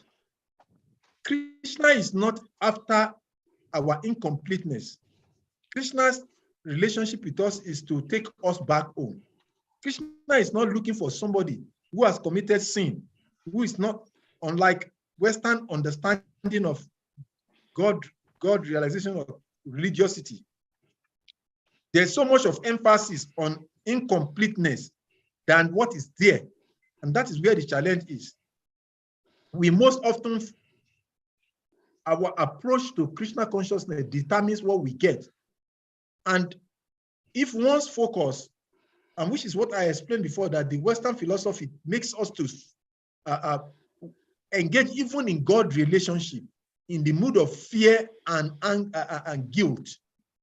So the guilt that, oh, I'm not there yet. Oh, the fear that I'm not there yet makes us impotent and ungrateful. When we look at one of the 6 symptoms of Saranagati or surrender, he said one must develop the attitude of gratitude. Unless we are always looking at what we don't have. We are not looking at what we have. And that is where the challenge comes in. When you look at the purport of that verse I quoted just now, Prabhupada said that, but any work begun in Krishna consciousness has a permanent effect, even though not finished. The performer of such work is therefore not at a loss, even if his work is in Krishna consciousness is incomplete. 1% done in Krishna consciousness bears permanent results,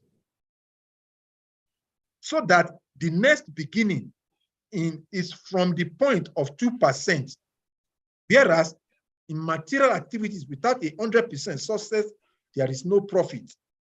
If I start pursuing PhD degree and then somehow or the other I die, and I was at a postgraduate level, when I took that again, I will have to start at kindergarten. But in Krishna consciousness, 1% done in Krishna consciousness, and most of us, I cannot specifically say because I'm not on that level, but I know that none of us here talking is in 1%.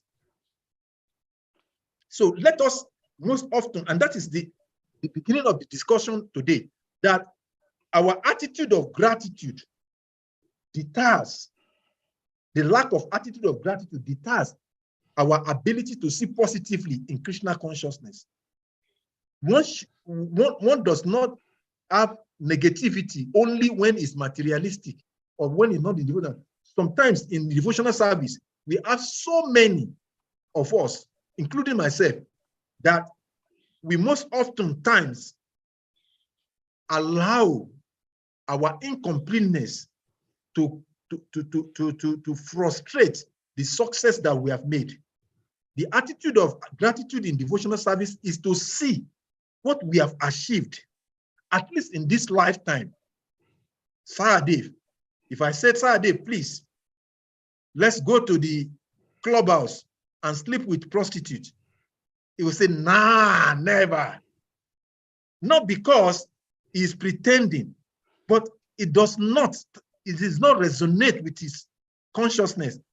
He cannot find himself, even when he finds himself there. We have seen many devotees who leave devotional service and they go out there, they become so frustrated, they can't fit into the normal material circumstances because by level of their input or endeavor in Krishna consciousness, their consciousness cannot allow them, even when they want to.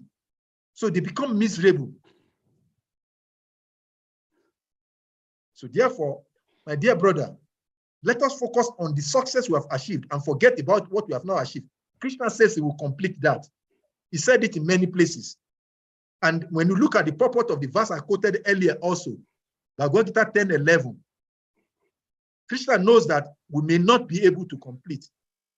Maybe I should go to that. There's a very beautiful purport. Purport gave there also. Let's go to Bhagavad Gita chapter 10, verse 10:11. In that word, Tesham Ivanu Kampatam Aham Agyanam Jamtama Nasami Atma Bhavas to Gyana Dipena Baswata. 10:11. Sorry. Okay, I'm pulling it up. Okay, thank you. He said to show them mercy, I dwelling in their heart, destroy with the shining lamp of knowledge the darkness born of ignorance. So Prabhupada started the purport. Thank you. So let's go to the purport. Prabhupada said, when Lord Chaitanya was in Benares promulgating the chanting of the Hare Krishna, Krishna Krishna, Hare Hare, Hare Ram, Ram Ram, Hare Hare.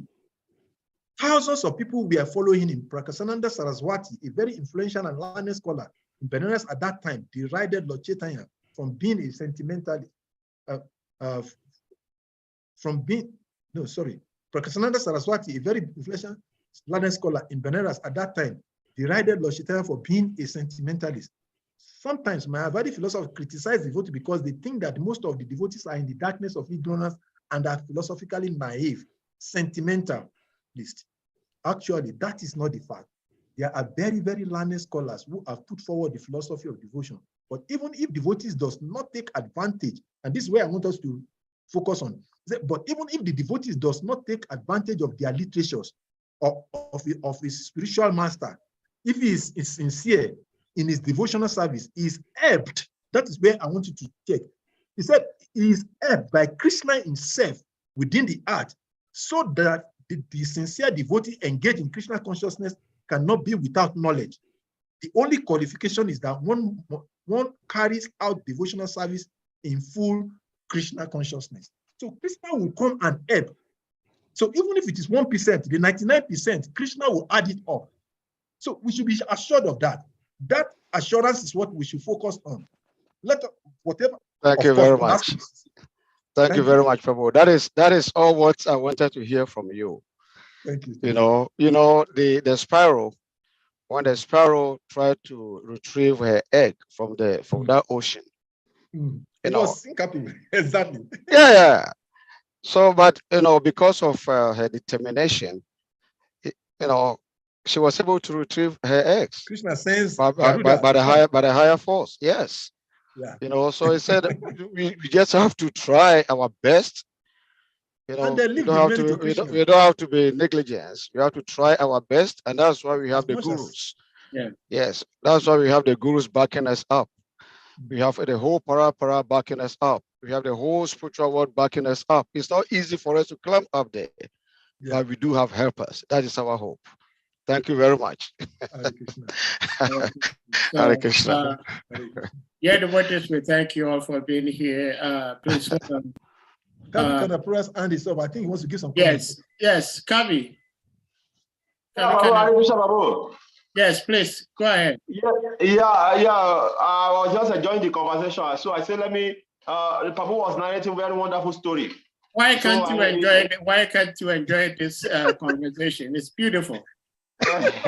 So I was enjoying it. So when Prabhu was narrating that story, I now remember one other story also of that the same verse in Bhagavad Gita.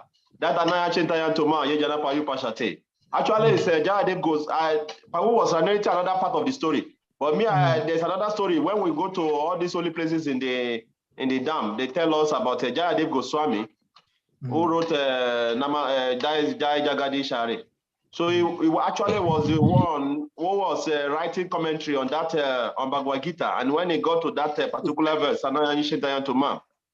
so he refused to write it. That how can Krishna say, "I will bring it myself"? Krishna cannot do that. Krishna, we have to send somebody or through somebody. Just like we believe that God, nowadays today people say manna does not fall from heaven, and I always correct them. If manna can fall from heaven, when the children of Israel were going to the promised land, how can you say manna cannot fall from heaven? It's just because we lack faith in these modern days. So the same thing also, Jayadev Goswami was trying to prove to us that time, and he said Krishna cannot do it; he has to send somebody. And once Jayadev was writing this commentary, he left it to go and take bath in the Ganges. And before he came back, two boys have come. They came to the house. And they carry black and white boy. They brought a lot of food to the wife, and they have some mark on their body. And they said that your husband said we should bring this food. And she asked them, why are you having so much marks? He said, because we refuse to carry them. Your husband, he was caning us. And he was, my husband is a Brahmana. How can he cane you guys, small boys like this? Not knowing that by the husband striking that place off, it's like caning Krishna. So when he now came back, and the wife was saying, well, I just saw two boys. They brought food here and they said you came there. Why now? So he was thinking in his mind, I didn't do that. How can I do that? Well, he was thinking about that. And he went to his commentary where he was writing. And Krishna already claimed where he was trying to erase and put it back that I bring the food myself. I bring the food myself. I provide for my devotees dedicated to me. And so the man, Jayadev realized that, Krishna can do everything personally for his devotees. So I was just remembering this aspect of the pastime. And I wanted to contribute also that actually this surrendering process is depend on our faith. If we want to surrender today, we can surrender. If we don't want to surrender today, we will continue to use our intelligence to give us so many reasons why we don't want to surrender. Prabhupada said that it can take place in a seconds, just like Maharaj Katwanga, or it can take us many lifetimes.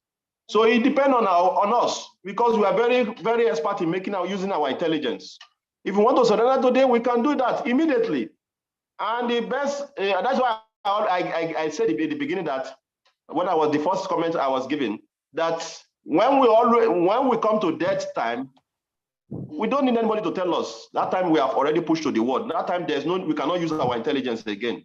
Now we know that Krishna is in control. Hare Krishna. Hare Krishna, thank you so much. Thank you, sir. Kavi Kanapura, for the contribution.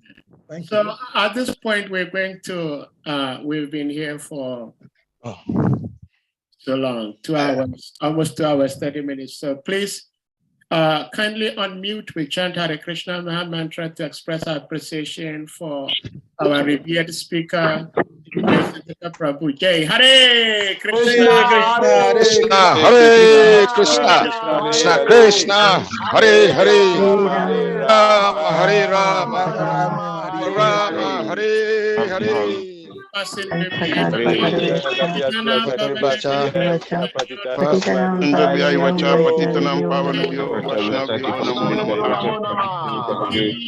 Vaishnavi